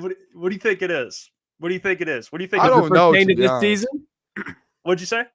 Does it pertain to this season? I think you're gonna say the postseason. I think you're gonna say they're gonna make the Eastern Conference Finals. No. I think you're gonna say they win a series, but I already said that a couple weeks ago, so I don't know if you can take that.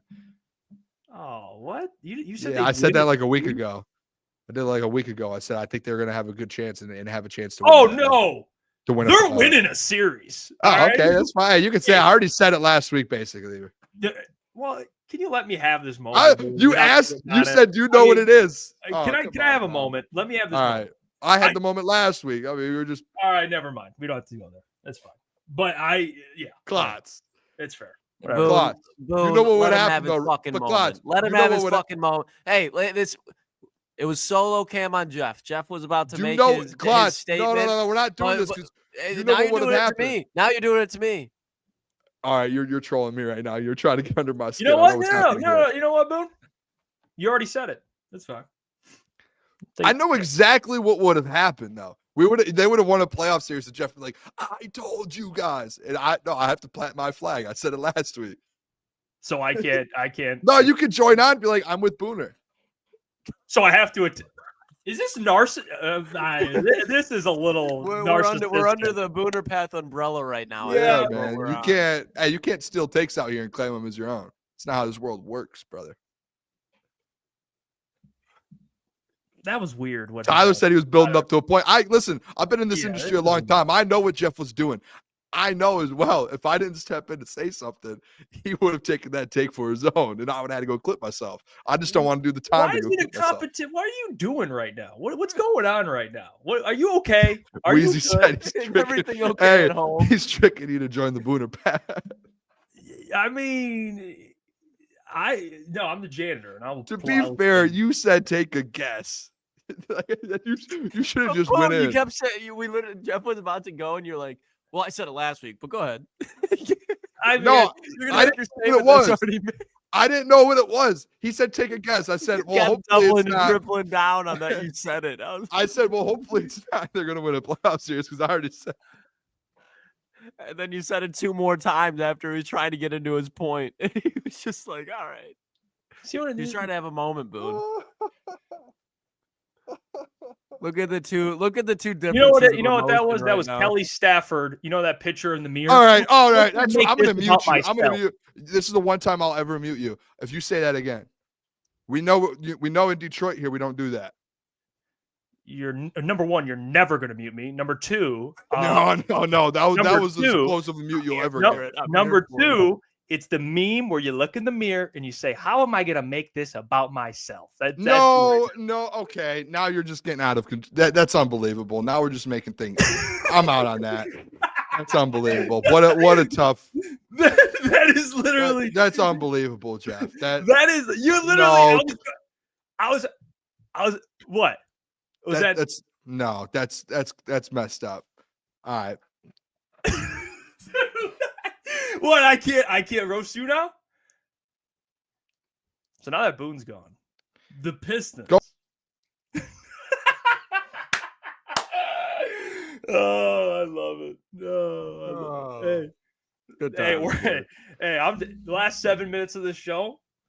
We're fucking spinning it all over the place. That's what we're doing. We're going off the rails here. Let's do mailbag. Can we get some mailbag in? Drop some mailbag. Oh yeah, here's one. Jeff said it first. No. Listen, it's not about who said it first, who did this, who did that. I just know Jeff. I've done enough shows with Jeff to know that he would say that, and then when I brought it up at some point down the line, he'd be like, "No, Booner." Like he's done exactly what I just did. He's done that to me, so I feel good being able to get one back on him. That's all. I was playing his game. I think I'm living in your head rent free. I was playing your game. You know, I don't know what game you're playing, my guy. I'm just giving a take. I just wanted to say what I was thinking. That's all I was thinking. Fair enough. Yeah. No, it's cool. Yeah. No. He said, "You're not muting me." That's so you're funny. Never muting I me. can't wait until one day he just says something so off the road. He's muted me. Hey, what's crazy, Klotz? That man's muted me before. As a joke. No, I've never muted anyone. That's such a lie. Klotz mutes me all the time as a joke. I've never, because I hate Klotz. You know what I'm talking about. But if it's I know firsthand. I don't. I know exactly too. I know what you guys were talking about. That was unbelievable. All right. There's a difference between as the boys joking around like that, Jeff, than there is being like, I don't want you to talk anymore. Because the one with Klotzy that we're talking about, that because I mute Klotz to start every show. And Klotz looks at me. That's fucked up. We should know. No, he looks at me and smiles. Jeff, there's a joke. We're boys, bro. There's if I'm in the middle of talking like I was in our previous, I can't fucking talk. Like that. That's funny. Well, let's just get down with the boys. That's all. We're just having fun. Well, that is exactly what happened at our old place, and that's what we're seriously talking about. Though, Boone, we're good. Hey, just don't do that. Jeff, I mean, I would love to one day as a joke. Just as a joke. Just be like, hey, boop. Why does it boop? You gotta make the noise when you do it too. I don't know. Malik, mailbag, which upcoming free agent would you give the franchise tag to if you have to, and would you consider trading them? I'll say this. They're probably not going to franchise tag anyone. I don't have. When was the last time the Lions have? There's got to be a specific situation. Not with Brad. It'd have to be. Did they franchise tag like Kenny Galladay, Marvin Jones, or Golden Tate? Maybe. I don't think this offseason. Next offseason, I would say Jamison Williams, maybe. Does he come up next year? Yeah, I think so. I think he's got one more. I actually don't mind. I'm looking at positions, maybe value-wise. I think contract-wise, maybe because you have to pay. It would be the average of the position's contract. That's usually how that works. So I probably like if you franchise a quarterback, that's tough, but sometimes they do it. Say it. No, I hope he does. I was just bringing up a point. I already said it. That maybe he could get away. with maybe franchising. I'm just saying. Who? I didn't. That's all I said. No. Say who? Say who? No, someone who runs a lot. you Are you saying the franchise tag Jahmyr Gibbs, your best offensive player? I didn't say that. I just said potentially a position where, For sure, like the best running back in the league this year. Maybe he went through it last year potentially, but. And do you think that team should have done that? Did that end up biting the team in the ass? Let's be honest. You either re-sign Saquon Barkley for 4 years, or you re-sign Daniel Jones to 4 years. Franchise tag the other one. No. Which one are you picking? Yeah, Daniel Jones should have never gotten paid. That was learn from mistakes. That's what we do. Yeah, Jahmyr will cost like $18-19 million a year, and he's a top 5 playmaker in the NFL. Shift got says Mailbag. Should Malik Beasley have been in the 3-point contest over Cade? Yes, I probably. Do. I love Cade, but no. Well, yeah, I was ask you, what's up with that? What do you mean? How do they select it? Yeah, like why? Like what went in the decision process there? I'm not sure. I'm not sure how they choose the 3-point contest. It's usually based. I would assume if you're going to pick guys, it should be based on like percentages. Well, yeah, and like made threes. I mean, Malik's like second or third or whatever in made threes. I don't know. I mean, Cade's dead last to win it. I mean, Jalen Brunson's second to last at plus 700, and then drops all the way off Cade dead last plus 1100. Yeah, so he's like underdog. Not even just like an underdog. Add like 4 unders to that, and he's a dog. Anakin says, if you had to choose a play from the season, what is your favorite? Has to be a Lions play. Ooh, that's a good question. Play? It's a great question. I actually saw the one today of Jared Goff catching a touchdown. That was pretty thrilling when that happened. I like to play where it was like meaningful. You're like, oh shit. Yeah, I guess so. I guess it depends on how you look at it. But that one, the trip, the fake trip, that was unbelievable.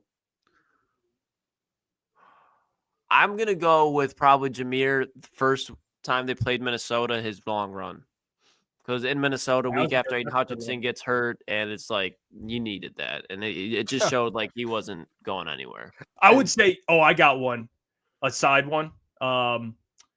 This actually was in the playoff game. Was the Sam Laporta? I was thinking about that one to the one-handed. That was nuts. That was, I think, one of the best catches of the NFL season. To be honest. Malik Beblue said the Goff 360 no scope. Just saying that kind of sounds funny. Imagine Goff. Yeah. No look. That's a good one. Tim Patrick against the Bears, the dunk from the 1 yard line where he looks like Vince Carter taking off. Yeah. Bring it. That was good. I saw people are. Someone's in the chat. Jeff believes running back should make $9 an hour. Okay, put him under. You would make him like have server money wage and no tips. I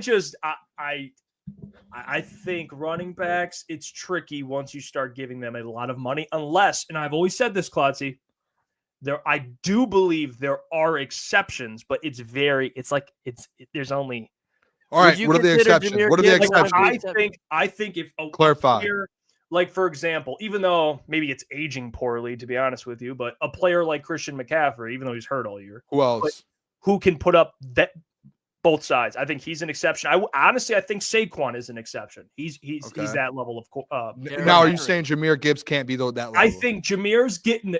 I think you can probably start making an argument for it. You're talking about. He is second in odds to win offensive. Yeah, like I think that's fair. Now that's why I said yesterday, like James Cook, I don't. He's not. No, I'm with you on that one. It is a little different. So I think there's some that you can argue like exceptions, but I still believe in paying guys that again affect. Fair enough.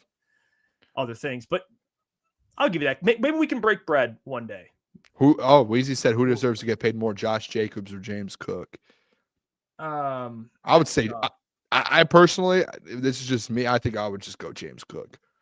Well, what was the question? It was Josh Jacobs or James Cook? Yeah, who deserves to get paid more? I would go James Cook. Younger, I think I don't know the ages of them. I think younger. Yeah, I think he does a little bit more as well. Like just personally, I think I would go James Cook, especially in the offense that he's in with Josh Allen.